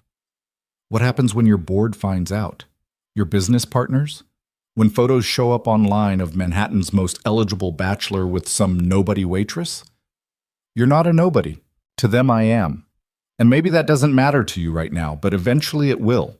The whispers, the judgment, people assuming I'm only with you for money. Stop. Adrian set down his glass and moved to her, taking her face in his hands. I don't give a damn what people think. I care about you. I care about what you've brought into our lives. The rest is just noise. Noise that could hurt Chloe. Chloe adores you. You saw how she was tonight, terrified you'd leave. Exactly. She's already too attached. If this falls apart, then we make sure it doesn't fall apart. His thumb traced her cheekbone. I'm not asking you to have all the answers right now. I'm just asking you not to run. Emily closed her eyes against the tears threatening to spill. I'm scared. Me too. He kissed her forehead. But I'd rather be scared with you than safe without you. They stood there as the kitchen, holding each other like lifelines, while Emily's mind spun with impossible questions. Could this actually work? Could she really step into Adrian's world without losing herself? Could she risk her heart on something that felt too good to be real? She stayed the night again, neither of them willing to let go. They didn't talk about the future or make plans they couldn't keep. They just existed in the present, stealing a few more hours before reality demanded answers. The next morning, Emily woke to her phone vibrating aggressively. 12 missed calls from Maria, 3 from her landlord. Her heart sank even before she listened to the voicemail. Water main break. Her entire apartment building was flooded. Tenants needed to evacuate immediately. No. Emily was already out of bed, pulling on clothes. Adrian appeared in the doorway, alarmed. "What's wrong?" "My apartment's flooded. I have to go." She made it downtown in record time, but the damage was worse than she'd imagined. Water pouring down the stairs, emergency crews everywhere, her landlord blocking the entrance, looking harassed. "Can I get my things?" "Third floor and up only, and be quick about it. Whole building's condemned until we get this sorted." Emily's apartment was on the second floor, which meant everything she owned was currently underwater or would be soon. She stood on the sidewalk, watching water stream from her building, and felt the last bit of control she had over her life slip away. No apartment, no belongings, nowhere to go except her phone rang. "Adrian, where are you? You left without... My building's flooded. Everything I own is destroyed." Her voice came out flat, shocked. "I don't know what to do. Come back here. Adrian, please, just come back. We'll figure it out." Emily looked at the building, at the life she'd barely managed to hold together now literally washing away, and made a choice she wasn't sure was wise or desperate or both. "Okay, I'm coming back." She showed up at the penthouse an hour later, still in shock, with nothing but her purse and the clothes on her back. Chloe was at school. Adrian opened the door and pulled her into his arms without a word. "I've got you," he murmured into her hair. "Whatever you need, I've got you." Emily finally let herself cry, all the fear and frustration and overwhelming nature of the last 12 hours pouring out. Adrian just held her, steady and solid, while her world fell apart. When she could finally breathe again, she pulled back. "This doesn't mean... I'm not using this as an excuse to... I know. You're here because you have nowhere else to go right now. That's okay." He guided her to the couch. "Stay as long as you need. No strings, no expectations. Your in-laws will have a field day with this. I don't care about them. I care about you." He brushed hair from her face. "Let me help, please." It went against every independent instinct Emily had. But sitting in Adrian's penthouse with nothing to her name except the phone in her hand, she was out of options. "Just until I figure something else out. However long you need." They spent the day navigating logistics, calling her insurance, which would cover almost nothing, reaching out to her landlord about her deposit, canceling utilities, the mundane details of disaster. Adrian handled most of it, making calls while Emily sat numbly on the couch, trying to process that everything she owned was gone. When Chloe came home from school and found Emily still there, her face lit up like someone had given her the best present ever. "You're staying, like staying. Just for a little while," Emily said carefully, "until I find a new place." "But you could stay forever, right?" Chloe looked between her and Adrian with naked hope. "We have lots of rooms." Adrian caught Emily's eye over his daughter's head, a question in his expression. Emily looked away first. "Let's just take it one day at a time, okay?"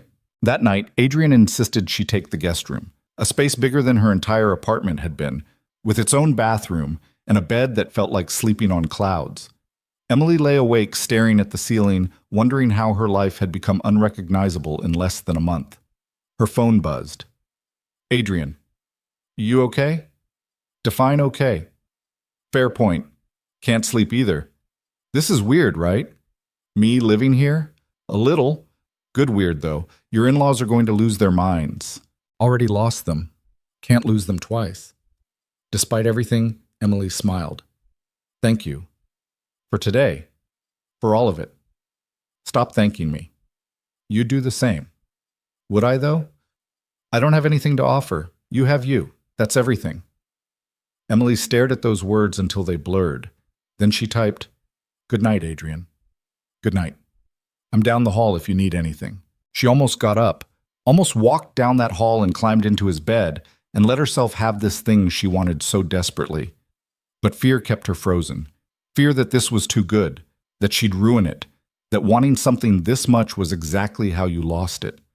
So she stayed in the guest room alone, while down the hall Adrian did the same, both of them awake and wanting and too afraid to bridge the final gap. Morning came too early, sunlight streaming through windows that faced east over Central Park. Emily woke disoriented, forgetting for a moment where she was until the sheer size of the room reminded her. Guest room, penthouse, Everything she owned destroyed except what she'd been wearing yesterday. She needed clothes, toiletries, all the basic things that made a person functional. The thought of asking Adrian for money made her skin crawl, but showing up to work in yesterday's outfit wasn't an option either. When she emerged from the bedroom, she found Chloe already awake, sitting at the kitchen counter with cereal, still in her pajamas. The little girl's face brightened immediately. "Morning! Daddy said you're staying for a while." "Morning, sweetheart. Where's your dad?" "Conference call in his office. He said not to interrupt unless someone's bleeding or the building's on fire." Chloe swung her legs, unconcerned. "Are those the same clothes from yesterday?" "Yeah, I need to go shopping today." "Can I come, please? I never get to go shopping with anyone except Daddy, and he's terrible at it." Emily couldn't help smiling. "I have to work this afternoon." "But this morning? Just for a little bit?" The pleading look was hard to resist. Emily was saved from answering by Adrian appearing from the hallway, phone still pressed to his ear, looking exhausted. He'd clearly been up for hours, hair disheveled, wearing the same clothes he'd slept in. "I don't care what the projections say, Tom. The timeline doesn't work. We need—" He paused, seeing Emily. His expression softened instantly. "I'll call you back." He ended the call and scrubbed a hand over his face. "Morning. Did you sleep?" "Some. You?" "Define sleep." He moved to the coffee maker like it was a lifeline. "I have meetings all day, but I can cancel." "Don't. I'm fine. I just need to grab some basics, clothes, stuff like that." Adrian pulled out his wallet and extracted a credit card without hesitation. Emily stared at it like he'd offered her a live grenade. "I can't take that." "Emily, I have my own money. Not much, but enough for some clothes from Target." "You're not going to Target when I can—" He stopped himself, seeing her expression. "This isn't about money. It's about helping someone I care about who lost everything yesterday." "It feels like charity." "It's not charity. It's what people do for each other." He set the card on the counter between them. "Please, just use it for the essentials. Pay me back if it makes you feel better, but don't punish yourself because your pride won't let me help." Chloe was watching this exchange with wide eyes, her cereal forgotten. Emily picked up the card, hating how much she needed it. "Just for basics, and I'm paying you back." "Whatever makes you comfortable." Adrian's phone rang again. He glanced at it and grimaced. "I have to take this." "Chloe, behave." "Emily, there's—" The phone kept ringing insistently. "Sorry, we'll talk later." He disappeared back into his office, voice already shifting into CEO mode. Chloe hopped down from her stool. "So can I come shopping? I promise I'll be good, and I won't ask for anything, and I'll help you pick out pretty things." Emily looked at this little girl who'd somehow become essential to her in less than a month and felt her resistance crumble. "Go get dressed. We leave in 20 minutes." Chloe squealed and ran for her room.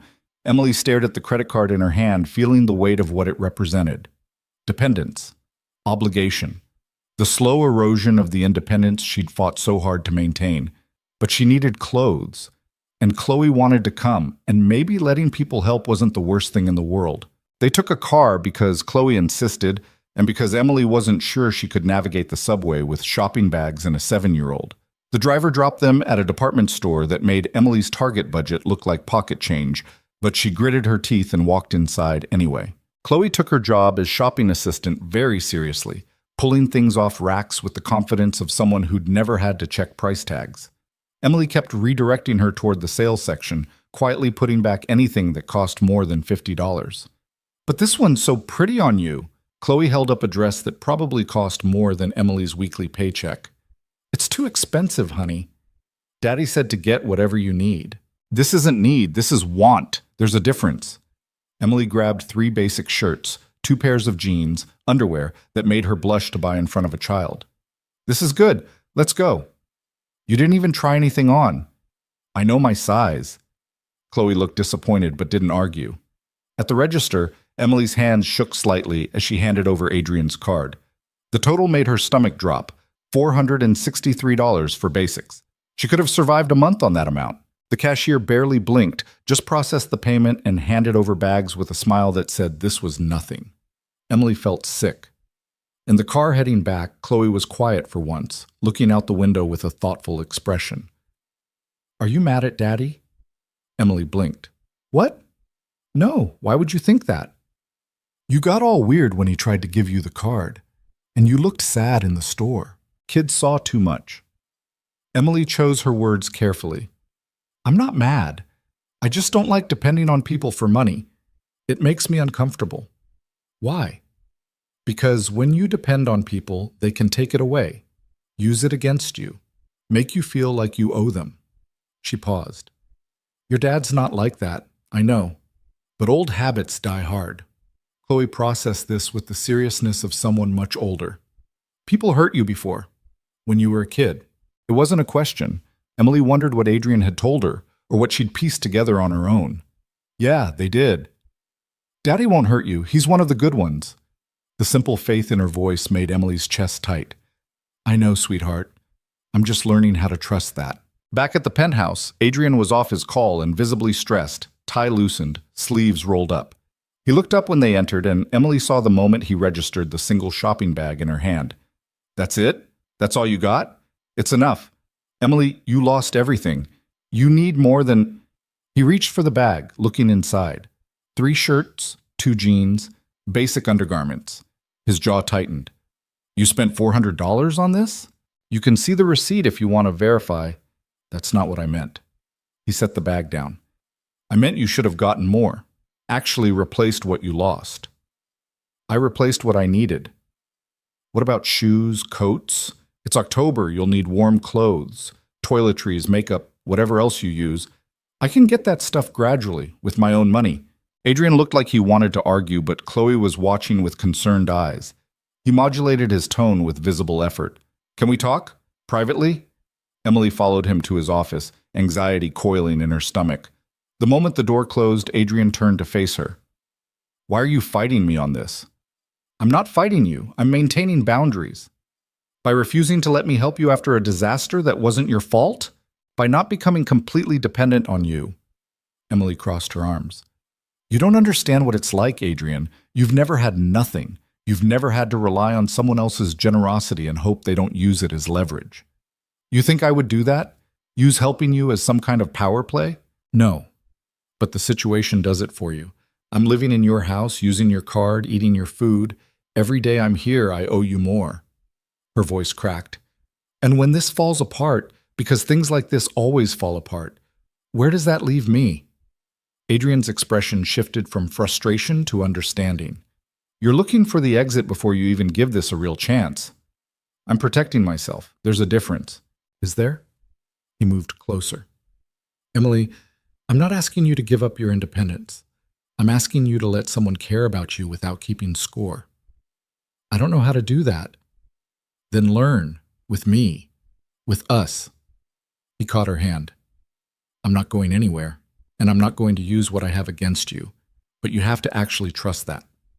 Emily looked at their joined hands, then at his face. What if I can't? Then we figure it out together, but don't run before we even try. The office door burst open. Chloe stood there, tears streaming down her face, holding a tablet. Daddy, they're saying mean things about Emily on the computer. Adrian's expression went from tender to ice cold in a heartbeat. What? Chloe handed over the tablet with shaking hands. On the screen was a gossip website, the headline in bold. Manhattan's most eligible bachelor moves mystery woman into penthouse, gold digger, or true love. Below it were photos. Emily leaving the building yesterday. Emily and Chloe shopping this morning. Emily and Adrian on his balcony 3 nights ago, close enough to be kissing though they hadn't been. The caption speculated wildly about who she was, what she wanted, whether Adrian was being taken advantage of in his grief. The comments were worse. Hundreds of strangers dissecting her appearance, her clothes, her obvious lack of money, calling her a leech, a manipulator, a woman clearly using a rich widower. Someone had already dug up her employment history, every restaurant she'd worked at, her lack of education beyond high school, even her time in foster care. Emily felt the room spin. How did they... My in-laws. Adrian's voice was deadly quiet. This has Margaret's fingerprints all over it. Everyone's going to see this. Your business partners, your board, everyone in your world. I don't care. You should care. They're calling me a gold digger, Adrian. They're saying I'm using you, that I moved in here to trap you. And anyone who knows me knows that's garbage. He tried to pull her close, but she stepped back. This is exactly what I was afraid of. The scrutiny, the judgment, strangers picking apart my life. We'll release a statement. I'll have my PR team. Your PR team? Emily laughed bitterly. Listen to yourself. This is your world, not mine. I don't have a PR team to clean up messes. I'm the mess. Don't say that. It's true, though, isn't it? I'm the complication, the problem, the waitress who doesn't belong in your billionaire life. She looked at Chloe, whose tears were falling faster now. I'm sorry, sweetheart. This isn't your fault. Emily grabbed her new bag of clothes and headed for the door. Adrian caught her arm. Where are you going? Away. Before this gets worse, before they start going after Chloe. They won't. They already are. Someone posted that photo of her this morning. A 7-year-old, Adrian. Your daughter is being dragged into tabloid drama because of me. So we protect her, together. I can't protect anyone. I can barely protect myself. Emily pulled free. I need space, to think, to figure out if I can actually do this. Emily, please, let her go, Daddy. Chloe's small voice cut through the tension. She's scared, like I get scared. You can't force people not to be scared. Adrian looked at his daughter, then at Emily, conflict written across his face. Finally, he nodded. Where will you go? Maria's couch. Just for a few days. Emily's voice was barely steady. I'm not disappearing. I just need to breathe. She made it to the elevator before the tears started. Made it to the lobby before they became sobs. The doorman pretended not to notice as she stumbled outside, clutching her single bag of possessions, feeling like her life was imploding for the second time in 48 hours. Maria took one look at her face and pulled her inside without questions. The apartment was tiny, cluttered, nothing like the penthouse Emily had just fled. It felt like home. What happened? Emily told her everything, the flooding, moving in with Adrian, the article, the comments. Maria listened without interrupting, then handed her a beer. So you ran. I didn't run. I retreated strategically. You ran. Maria's voice was kind but firm. Because things got real and scary and you defaulted to your trauma response. That's not... Emily stopped. Okay, maybe a little. Honey, I've known you for 3 years. Every time something good starts happening, you find a reason to sabotage it. Bad dates, good job opportunities, that apartment with the cheaper rent, you always pull back right when things might actually work out. Because good things don't last. Not for people like me. And how do you know that if you never let them last? Maria sat beside her. This guy sounds like he actually cares. His kid adores you. Yeah, his world is scary and complicated, but whose isn't? Mine isn't. Mine is simple. Poor, but simple. And lonely. Don't forget lonely. Maria squeezed her hand. You deserve good things too, but you have to let yourself have them. Emily's phone had been buzzing non-stop. 17 messages from Adrian, 12 from a number she didn't recognize. She opened the unknown messages first. The first was a photo, Chloe holding a sign that read, I miss you already in crayon. The second, this is Chloe on Daddy's phone. Please come back. I don't care what the mean people say. The third, you're still my favorite person, and I love you. Emily's vision blurred. A 7-year-old who'd lost her mother was using the word love like it wasn't terrifying, like it was just a fact, simple and true. She opened Adrian's messages. I'm sorry for everything, for not protecting you better from this. Margaret admitted she tipped off the press. I've cut contact. She won't see Chloe until she apologizes to you. My PR team is working on it. We'll get the worst articles taken down. Chloe's devastated. She thinks you left because of her. I know you need space. Take it. But please know we want you here, both of us. This is your home if you want it. I love you. I should have said it before. I love you, and I'm not going to stop loving you because some strangers online don't understand what we have. The last message broke something open in Emily's chest. She'd spent so long protecting herself that she'd forgotten what it felt like to be fought for, to have someone choose her despite the complications. I think I messed up, she whispered. Maria smiled. Then fix it, but not tonight. Tonight you process. Tomorrow you figure out what you actually want instead of what fear tells you to want. Emily spent the night on Maria's lumpy couch, staring at Chloe's messages, reading Adrian's words over and over. The internet was still ripping her apart. She made the mistake of checking. But somewhere between the vicious comments and invasive speculation, she found perspective.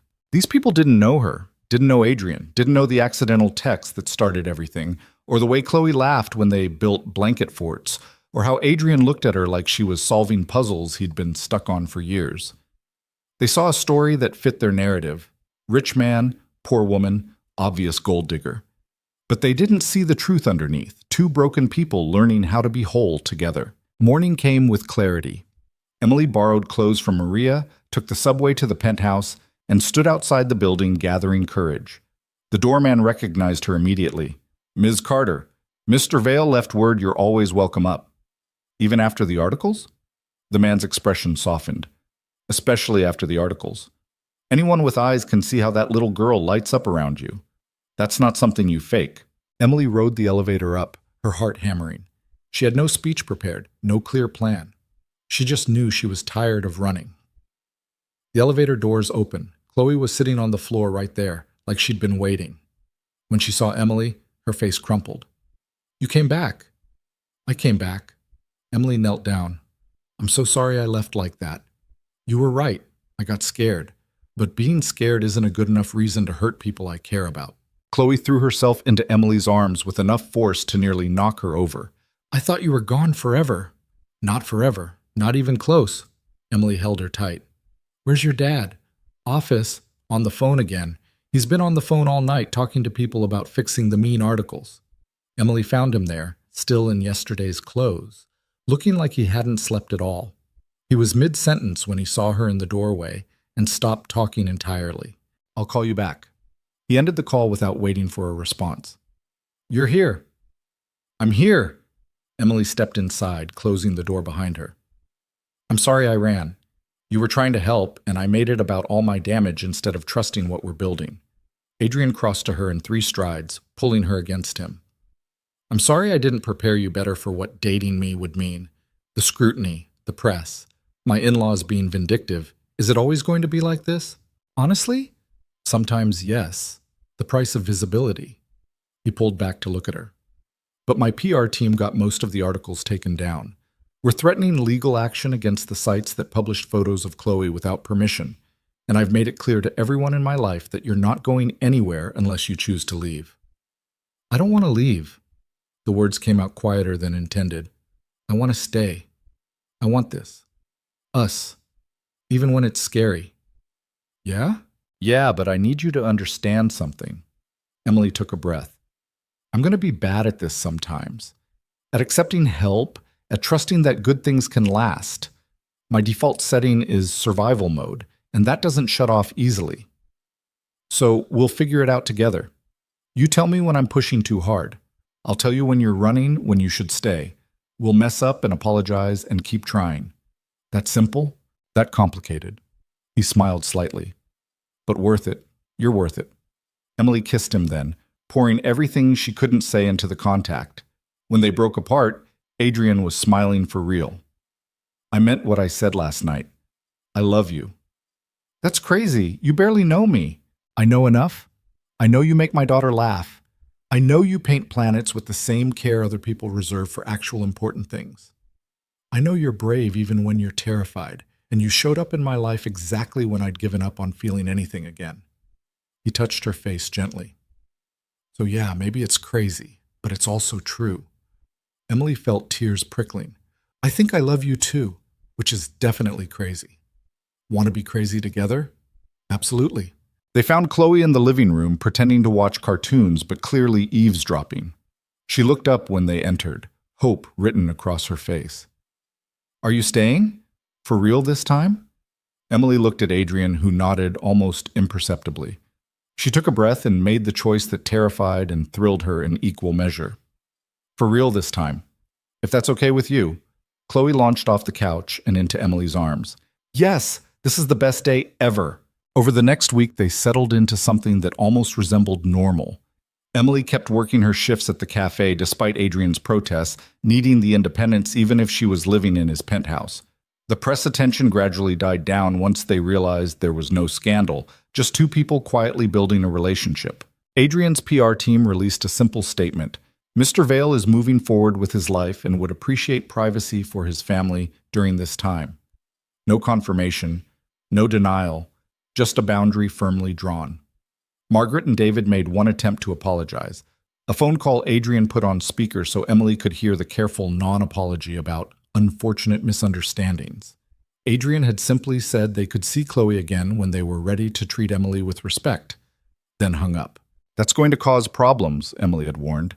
Let it. Chloe doesn't need grandparents who make you feel unwelcome. But 2 weeks after the article broke, something shifted. Emily answered the penthouse phone, a landline she'd never heard ring before, and found Margaret on the other end. Is Adrian there? He's at the office. Can I take a message? A long pause. Then, actually, I called to speak with you. Emily's stomach dropped. Okay. I owe you an apology. A real one. Margaret's voice was stiff but sincere. I behaved abominably. I was protecting Rebecca's memory in the worst possible way, and I hurt you and Chloe in the process. Mrs. Whitmore, please, let me finish. I've been watching the photos online, not the invasive ones, the legitimate ones, social media posts from the school, public events, the way my granddaughter looks at you. Her voice cracked slightly. She hasn't looked that happy since before Rebecca got sick. Emily didn't know what to say. Margaret continued, I'm not asking for forgiveness. I don't deserve it yet. But I am asking for a chance to try again, to get to know the woman who's making my son-in-law smile and my granddaughter feel safe. I don't want to replace Rebecca. I could never. I know. I'm beginning to understand that love doesn't work that way, that moving forward isn't erasing the past. Margaret sighed. Would you be willing to meet for coffee? Just the two of us? Emily looked around the penthouse that had somehow become home, thought about Adrian and Chloe and the fragile, beautiful thing they were building together. Yeah, I can do coffee. They met the next afternoon at a cafe halfway between their worlds. Margaret arrived first, looking less polished than before, more human. They ordered drinks and sat in awkward silence until Margaret spoke. Rebecca would have liked you. Emily blinked. You don't know that. I do, actually. My daughter had excellent instincts about people, and she would have seen what I was too blind to see, that you genuinely care about her family. I love them. The words came out simple, true. I didn't plan to, but I do. I can see that now. I'm sorry it took a tabloid article and my own bad behavior for me to notice. Margaret stirred her coffee absently. Adrian deserves happiness again. Chloe deserves a full life. I let my grief make me selfish. They talked for 2 hours about Rebecca, about loss, about the impossible task of moving forward while honoring what came before. It wasn't perfect. Margaret still had moments of barely concealed pain when Emily mentioned future plans with Chloe, but it was honest, and that counted for something. When Emily got home, and it was home now, she'd stopped fighting that, Adrian was waiting with Chloe doing homework at the dining table. How did it go? Better than expected. She's trying. Emily set down her bag. I think we might actually figure this out. Yeah? Yeah. That night, after Chloe was in bed, Adrian found Emily on the balcony, looking out over the city that had once felt impossibly large and now felt like it might actually have room for her. What are you thinking about? How different my life looks now compared to 2 months ago. She leaned into him when he wrapped his arms around her from behind. I was so lonely I'd convinced myself it was normal, that wanting more was setting myself up for disappointment. And now? Now I'm terrified but happy, which is new. Adrian kissed the top of her head. Good terrified or bad terrified? The kind where I'm scared I'll mess this up, but willing to risk it anyway. That's the best kind. He turned her to face him. I have something for you. He pulled a key from his pocket. Not just any key, an actual key card for the elevator, the kind residents had. This is yours, officially. Your name on the building registry, your own access, everything. Emily stared at the card. Adrian, you've been here 6 weeks. You're not a guest anymore. This is your home if you want it to be. He paused. No pressure. You can still keep looking for your own place if that feels right. But I wanted you to know the options here. We're here. Whenever you're ready. Emily thought about her destroyed apartment, about Maria's couch, about all the temporary places she'd lived in her life. Then she thought about Chloe's laughter and Adrian's steady presence, and the way this penthouse had started feeling less like a glass tower and more like home. Okay, okay, I want to stay, for real, not as a guest or someone in transition, just stay. Adrian's smile was brilliant enough to light the entire city. He kissed her deeply. Joy and relief poured into the contact. When they broke apart, Emily was smiling too. This is crazy, right? We've known each other for 2 months. Absolutely insane. And we're doing it anyway. Absolutely. From inside, they heard Chloe's voice. Are you guys done being mushy? I had another bad dream. They both laughed. Adrian called back, "Coming, baby girl." As they headed inside to comfort his daughter, their daughter, Emily was starting to think. She felt something settle in her chest, something that felt a lot like belonging. The road ahead wouldn't be smooth. Margaret would have good days and hard days. The press would probably circle back eventually. Emily would keep fighting her instinct to run when things got scary. Adrian would keep trying to solve problems with money when what she needed was just his presence. But they'd figure it out. Together. Imperfectly and messily and real. And for the first time in her life, Emily believed that good things could last if you were brave enough to hold on to them. 6 months had a way of changing everything and nothing at the same time.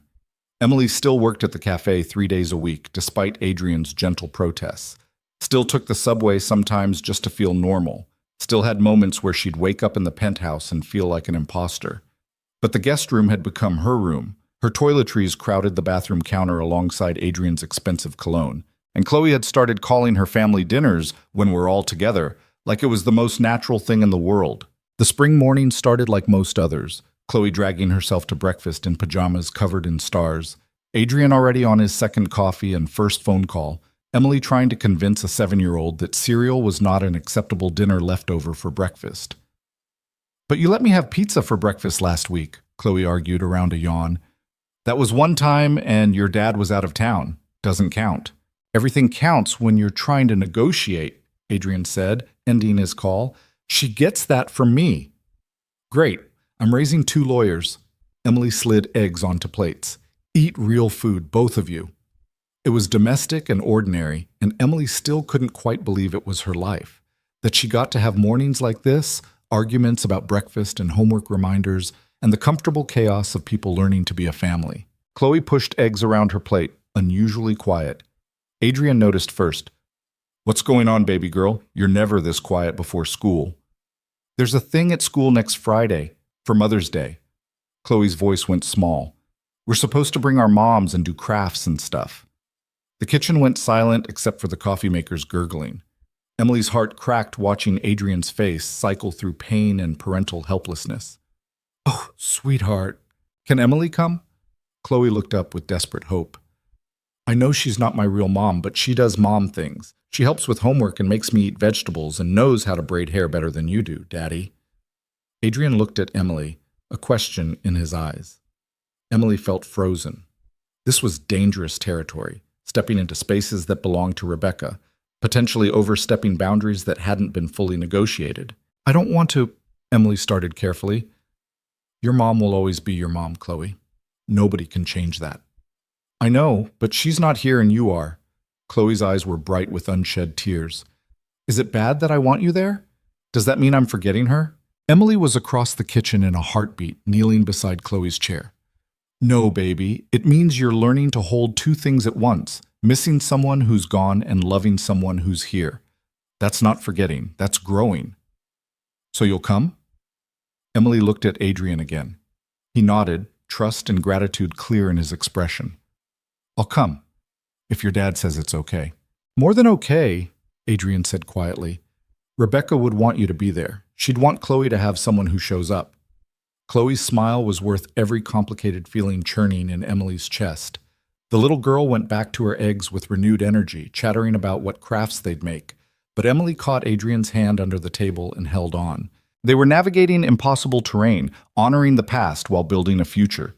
And there was no roadmap for it, just love and intention and the willingness to mess up and try again.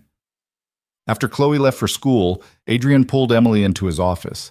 She knew that look, the one that meant he'd been thinking too hard about something and was about to spring it on her. So, there's a gala next month, Valcor's annual charity event. He said it casually, but his shoulders were tense. I'd like you to come, officially, as my partner. Emily's stomach dropped. That's different from the Mother's Day thing. How? That's for Chloe. This is your world. Investors, board members, all the people who read those articles about me 6 months ago. Exactly, which is why I want you there, to show everyone that you're not going anywhere. He moved closer. I know it's asking a lot. The scrutiny will be intense, but we can't keep hiding what we are because some people might judge. I'm not hiding. I'm being practical. You're protecting yourself. There's a difference. His voice was gentle but firm. And I get it. But at some point we have to live publicly, or we're letting fear make our choices. Emily thought about the cafe, where she'd overheard customers gossiping about Adrian Vale's mystery girlfriend just last week, about Margaret's slow warming, the way Chloe's school friends' parents looked at her with curiosity and speculation. She'd been existing in this in-between space, part of Adrian's life, but not fully claiming it. What if I embarrass you? I don't know which fork to use at fancy dinners. I'll probably say something wrong to the wrong person. Then you'll be human, which is more than most people at these things can claim. Adrian caught her hands. I don't need you to be perfect. I need you to be you, the woman who showed up when I needed someone and stayed when it got hard. You make it sound easy. It's terrifying, but so is everything worth doing. Emily looked at this man who'd somehow become essential to her existence and made a choice she wasn't sure was brave or reckless. Okay, I'll go. But I'm wearing something from Target just to make a point. Adrian's laugh was relieved and genuine. You can wear whatever you want, though I should warn you, my assistant will probably have opinions. Your assistant can keep her opinions to herself. I'll be sure to tell her that, right before she quits. The gala was 4 weeks away, which gave Emily plenty of time to panic. Maria found the whole thing hilarious. You're living a literal rom-com. Poor girl goes to ball with billionaire prince. If this is a rom-com, we're in the third act where everything falls apart before the happy ending. Or you're in the part where you stop waiting for disaster and actually let yourself be happy. Maria refilled Emily's coffee during their shift. You've been waiting for the other shoe to drop for 6 months. Maybe there is no other shoe. There's always another shoe. Not if you stop looking up at the sky expecting it to fall. Emily wanted to believe that, but years of foster care had taught her that good things were temporary, that belonging was conditional, that love could be withdrawn the moment you stopped being useful or convenient or easy. The Mother's Day event came first, a week before the gala. Emily showed up at Chloe's school with craft supplies and anxiety, scanning the room full of actual mothers who belonged there in ways she wasn't sure she did. Chloe found her immediately, grabbing her hand and dragging her to their assigned table. You're here! I told everyone you were coming! The teacher, a kind-faced woman in her 50s, approached with a warm smile. You must be Emily. Chloe talks about you constantly. All good things, I hope. The best things. It's clear she adores you. The teacher's eyes were knowing. Family looks different for everyone. What matters is showing up. They made picture frames decorated with painted flowers and glitter. Of course, glitter, Chloe's favorite, while other mothers and daughters chatted around them. Emily helped Chloe write a message for the frame. For the people who make our house a home. Who's it for? Emily asked. You and Daddy. Duh. Chloe said it like it was obvious, like Emily had always been part of this equation. On the way out, a woman approached. Another mother, perfectly styled, the kind who probably had never worked a service job in her life. You're the one dating Adrian Vale, aren't you? Emily braced for judgment. Yes. I just wanted to say, my daughter's in Chloe's class. She talks about how happy Chloe's been this year, how much she's opened up. The woman's smile was genuine. Whatever you're doing, it's working. That little girl needed someone, and you showed up. That matters more than anything else. Emily felt tears prickling. Thank you. Walking to the car afterward, Chloe swinging their joined hands, Emily felt something shift. Maybe she did belong here. Not because of money or status or fitting some perfect mold, but because she'd chosen to show up and keep showing up, even when it was scary. Did you have fun? Chloe asked. I did. Did you? The best. All the other kids were jealous of my glitter skills. I told them you taught me everything. Chloe paused. Emily, can I ask you something? Always. Do you think you'll stay forever? Or will you leave someday like Mommy did? Emily's heart stopped. They'd reached the car, but she knelt down instead of getting in, needing to be eye level for this conversation. Your mommy didn't want to leave, sweetheart. She didn't have a choice. I know, but you do have a choice, so will you choose to stay? It was the fear Emily had been carrying for months, reflected back at her through a 7-year-old's anxious eyes. The fear that she was temporary, that this family wasn't really hers to claim, that loving them meant inevitable loss. But looking at Chloe's face, Emily realized the fear went both ways. This child had lost one parent already, and was terrified of losing another person she loved. I'm choosing to stay, Emily said firmly. Every single day I'm choosing you and your dad. That's not going to change. Promise? I promise. And I don't make promises I can't keep. Chloe hugged her so tight Emily could barely breathe. When they got home, the picture frame went immediately on Chloe's nightstand, right next to the photo of Rebecca that had always been there. Two things held at once: loss and love, past and present. It didn't have to be either or. The night of the gala arrived with the kind of spring rain that made Manhattan look like a movie set. Emily stared at herself in the mirror, barely recognizing the reflection. The dress was dark green, simple but elegant, a compromise between Adrian's assistant's suggestions and Emily's comfort level. Her hair was professionally done, makeup applied by someone who actually knew what they were doing. She looked like she belonged in Adrian's world. The question was whether she felt like it. You look beautiful. Adrian appeared in the doorway, devastating in a tuxedo. But you always do. I look expensive. There's a difference. You look like yourself, just dressed up. He crossed to her, fixing a strand of hair the stylist had carefully placed. You ready? Absolutely not. Want to skip it? We can order Chinese food and watch Chloe's favorite movie for the 40th time instead. Emily smiled despite her nerves. And disappoint your assistant after all her hard work? She'd never forgive me. She'd get over it. You're more important than a gala. I know, which is why we're going. Emily took a breath. I can do this. I've survived worse than rich people judging my dress. The gala was at the Plaza Hotel, because of course it was. Emily had never been inside, and walking through those doors on Adrian's arm felt surreal. Cameras flashed immediately, actual paparazzi, not just event photographers. Adrian's hand tightened on hers. Just smile and keep walking. They'll get their shots and move on. Do I look okay? You look perfect and terrified, but mostly perfect. Inside was overwhelming. Chandeliers and champagne, designer gowns and tuxedos, conversations about stock options and real estate investments. Emily recognized faces from magazines and news programs, people who existed in a stratosphere she'd only observed from the outside. Adrian's assistant, Patricia, materialized immediately. She was younger than Emily expected, sharply dressed, efficient in a way that was almost intimidating. You clean up nice, she said, giving Emily an appraising look. The dress works. Thanks for not letting me wear Target. Oh, I would have let you, but Adrian's reputation can survive a lot. Your comfort in photos lasts forever. Patricia's smile was surprisingly warm. He talks about you constantly, by the way. It's annoying, but also kind of sweet. Before Emily could respond, people started approaching. Board members wanting Adrian's attention, investors making small talk, society types clearly curious about the woman on his arm. Adrian handled it smoothly, introducing Emily with pride that made her heart squeeze. This is Emily Carter, my partner. Not girlfriend, not date. Partner. Like they were building something together. Most people were polite, if curious. A few were openly assessing, clearly trying to figure out what a waitress brought to the table besides herself. Emily held her ground, making small talk about the charity, literacy programs for underprivileged kids, and avoiding conversations about her background when possible. Then Margaret appeared, David beside her, both dressed immaculately. Emily's stomach dropped. Adrian? Emily. Margaret's voice was neutral. They'd had coffee twice more since that first meeting, slowly rebuilding something that might eventually resemble trust.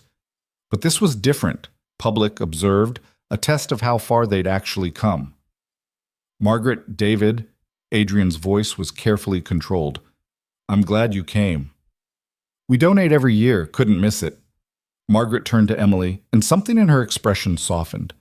That dress is lovely, very elegant. Thank you. Emily wasn't sure what else to say. Chloe showed me the picture frame from the Mother's Day event. She's very proud of it. Margaret paused.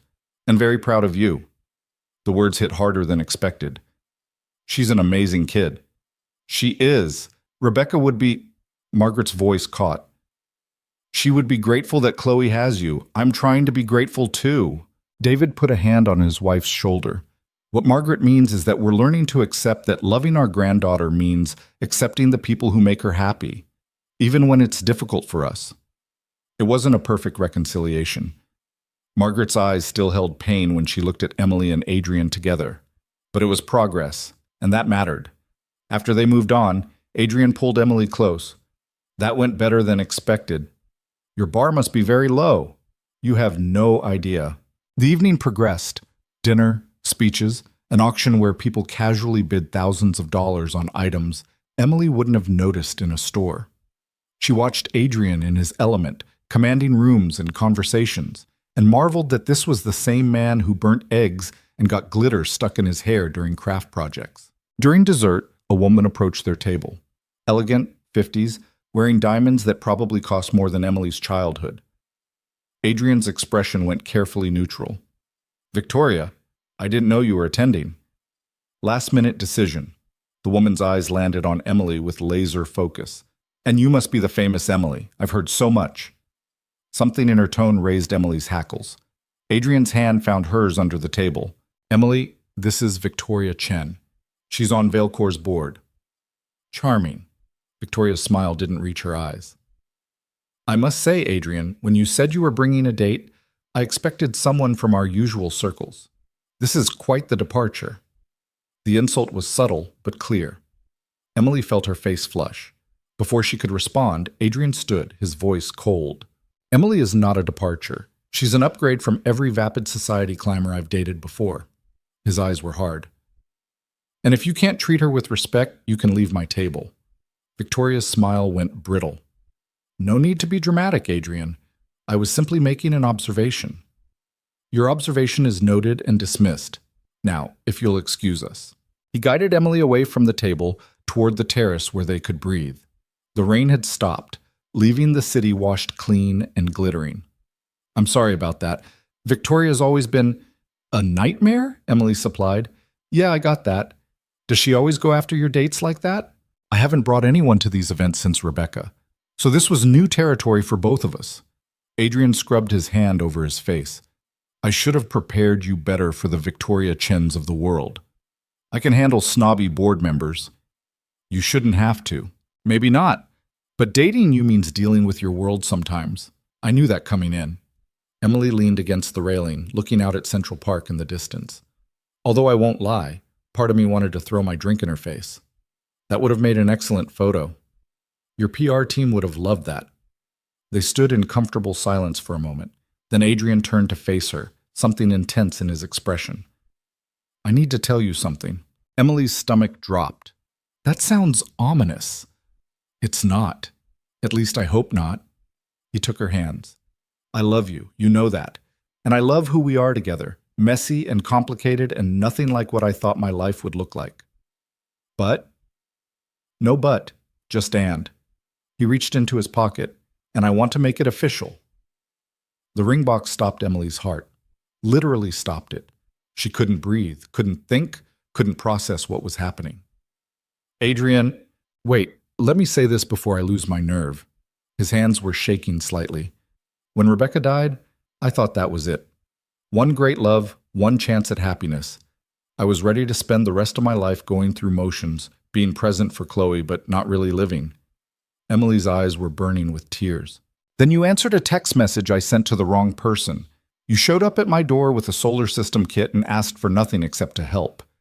You made my daughter laugh again. You made me feel again. His voice cracked. You saved us, Emily. Both of us. I didn't... You did. Maybe not in some dramatic movie way, but in all the small moments that actually matter. Making breakfast, braiding Chloe's hair, being there at 3 a.m. when she has nightmares, calling me out when I'm using work to avoid feelings, loving us even when we're difficult. He opened the box. The ring was simple. A single diamond, elegant but not ostentatious. Exactly what Emily would have chosen if she'd ever let herself imagine this moment. I'm not asking you to replace Rebecca or be something you're not. I'm asking you to keep being exactly who you are, brave and stubborn and kind and real. Marry me, Emily Carter. Make this family official. Let me spend the rest of my life showing you that good things can last. Emily was full on crying now, makeup definitely ruined, not caring even a little bit. Through the tears, she saw Adrian's face, hopeful and terrified, and so full of love it hurt to look at. This is insane. We've known each other less than a year. I know. People will say I'm marrying you for money. I know. Your in-laws might actually murder me. Margaret's warming up. I'll take my chances. Emily laughed through her tears. I don't know how to be a CEO's wife. I can barely navigate fancy dinners without using the wrong fork. Then we'll hire an etiquette coach. Or not. I don't care about forks, Emily. I care about you. She looked at the ring, then at Adrian's face, then past him toward the ballroom where hundreds of people from his world were probably watching this moment unfold. A year ago, she'd been alone in a tiny apartment, convinced that belonging was something that happened to other people. Now she was standing on a terrace at the Plaza Hotel, being proposed to by a man she'd accidentally texted, becoming a mother to a daughter who wasn't biologically hers but felt like hers anyway, stepping into a life she never could have imagined. It was terrifying. It was impossible. It was everything she'd ever wanted and been too afraid to reach for. Yes. Adrian's face transformed. Yeah? Yes, I'll marry you. Emily was laughing and crying at the same time. This is completely crazy, but yes. He slipped the ring on her finger, then kissed her like they weren't standing in front of floor-to-ceiling windows where anyone could see. When they finally broke apart, Emily was pretty sure half the gala was watching, phones out, definitely recording. We're going to be all over social media by morning. Good. Let them see. Let everyone see that I found something real.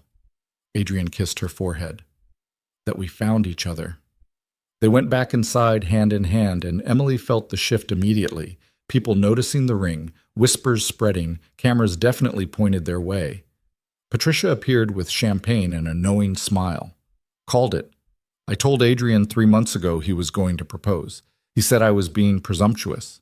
You were being presumptuous, Adrian said, but he was grinning. And right. I'm always right. Patricia handed Emily a glass. Welcome to the family officially. Try not to let the board meetings bore you to death. The rest of the evening was a blur. Congratulations from people Emily barely knew, Margaret crying and hugging her with something that felt like genuine acceptance. Photographers definitely getting their money shots.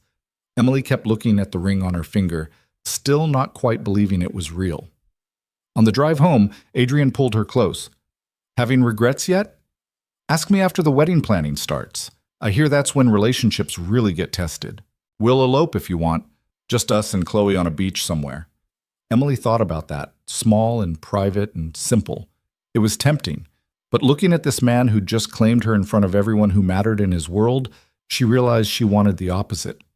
Actually, I want the wedding, the whole thing, because I spent my whole childhood being temporary, being the kid nobody fully claimed. I want to stand in front of everyone and choose you, publicly, permanently. Adrian's eyes were suspiciously bright. You're going to destroy me, you know that? Probably, but you proposed anyway. When they got home, Chloe was still awake despite the late hour, curled up on the couch with her babysitter watching movies. She took one look at Emily's face and knew. Did Daddy ask? Did he finally ask? Emily held up her hand, showing the ring. He asked. Chloe screamed and launched herself at both of them, wrapping her arms around their legs. You're going to be my real mom now. Can I call you Mom? Or is that weird? I don't know the rules. Emily knelt down, taking Chloe's face in her hands. You can call me whatever feels right. Emily, Mom, that weird lady who makes you eat vegetables. I don't care about the name. I care about being in your life forever. Forever, forever? Even when I'm a teenager and probably annoying? Especially then. I'm not going anywhere, Chloe. I promise. The little girl hugged her so tight Emily could barely breathe, and over her head, Emily met Adrian's eyes. He was crying now, too, not even trying to hide it. They put Chloe to bed together, both of them sitting on her bed while she fought sleep with questions about the wedding. Could she be Flower Girl? Could they have chocolate cake? Could Emily's dress have glitter? We'll figure all of it out together. Emily promised. "But right now you need to sleep." "But I'm too excited." "Close your eyes and pretend. Sometimes that's how it starts." Chloe tried, but her eyes kept popping open. Finally, Emily started humming, a lullaby she remembered from the one foster mother who'd been genuinely kind before the system moved her again. The melody was simple, familiar, soothing. Adrian watched her sing his daughter to sleep with an expression Emily couldn't fully read. When Chloe's breathing finally evened out, they crept from the room together. In the hallway, Adrian pulled her close. "Where did you learn that song?" "Foster care. The Hendersons. I was with them for 8 months when I was 10. Mrs. Henderson used to sing it." Emily's throat tightened. "They were going to adopt me. Had the paperwork started and everything. Then Mr. Henderson got a job across the country and they couldn't take me with them. Said it was too complicated." "Emily, yes. I'm not telling you for sympathy. I'm telling you because that's when I learned that families are temporary, that love has conditions, that belonging is something that can be taken away." She looked up at him. "You're teaching me different, you and Chloe. That family can be chosen. That love can be unconditional. That I get to belong somewhere permanently." Adrian kissed her softly. "You've always belonged here. From the moment you answered that text message. Maybe before that. Maybe we were always heading toward each other and just didn't know it yet." They made it to their bedroom. Their bedroom now, officially. Emily's last box from storage unpacked just last week. The room that used to feel too big felt exactly right with both of them in it. That night, wrapped in each other, Emily thought about the journey that brought her here. A misdirected text at 2 a.m. A grieving billionaire and his lonely daughter. A series of choices to show up, to stay, to risk her heart on something that seemed too good to be real. She'd spent so long waiting for disaster that she'd almost missed the miracle happening right in front of her. The wedding was 3 months later in early fall when the city was just starting to turn golden. They debated venue options. Adrian's first instinct was something massive and elegant. Emily's was courthouse simple, before landing on a compromise that felt right. The penthouse terrace, transformed with flowers and lights, intimate enough to feel personal, but beautiful enough to honor the moment. 50 people, family and close friends, Margaret and David in the front row, Maria as maid of honor wearing a dress she'd actually let Emily help pick out. And Chloe, of course, in a flower girl dress covered in subtle sparkles that caught the light when she moved. Emily stood in the bedroom getting ready, staring at herself in the mirror. The dress was ivory, simple but elegant, the kind of thing she never would have let herself imagine wearing. Maria was fixing her hair, both of them crying and trying not to ruin their makeup. "Stop it! You're going to make me mess up the veil." "I can't help it. You're getting married to a billionaire in a penthouse." Maria dabbed at her eyes. "Remember when you thought your life was over after the apartment flooded? I remember thinking I'd lost everything. Turns out I just made room for something better." A knock at the door. Margaret entered, looking elegant in navy blue, carrying a small box. "I wanted to give you something before the ceremony." She opened the box to reveal a delicate bracelet, pearls and diamonds, vintage and beautiful. This was Rebecca's.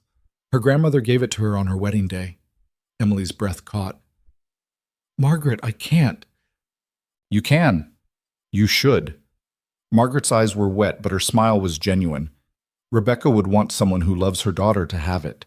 Someone who shows up and stays and makes her family whole again. She fastened it around Emily's wrist herself, then pulled back to look at her. "You're not replacing my daughter, but you're honoring her memory by loving the people she left behind. That means everything." They hugged, both crying now, years of grief and resistance finally transforming into something like acceptance. The ceremony started at sunset, golden light flooding the terrace. Emily walked toward Adrian on her own. No father to give her away, no tradition that fit her unconventional path. Just her choice, her steps, her future waiting at the end of an aisle made of roses. Adrian looked devastating in his tux, eyes bright with tears he wasn't bothering to hide. Chloe stood beside him, holding a basket of petals, beaming like someone had given her the world. The officiant kept it simple. They'd written their own vows, both of them agreeing that traditional promises didn't quite fit what they were building. Adrian went first, his voice steady despite the emotion underneath. "Emily, I thought I knew what love looked like. I thought I'd had my chance and lost it, and the best I could hope for was going through the motions. Then you showed up and reminded me that life isn't about one chance. It's about staying open to possibility even when it scares you. He took her hands. You loved me when I was broken. You loved my daughter like she was yours before any paperwork said so. You showed up in every way that matters. I promise to spend the rest of my life showing up for you the same way. To love you through the fear and the joy and all the messy, complicated, beautiful moments in between. Emily was crying before she even started speaking, not caring that mascara was probably running down her face. Adrian, when you sent me that text message, I almost deleted it. Almost decided it wasn't my problem, that getting involved with a stranger's pain was a mistake. Her voice shook. But something made me answer. Maybe fate, maybe loneliness, maybe just human kindness. Whatever it was, it led me here. To you and Chloe, and a family I didn't think I was allowed to have. She looked at Chloe, then back at Adrian.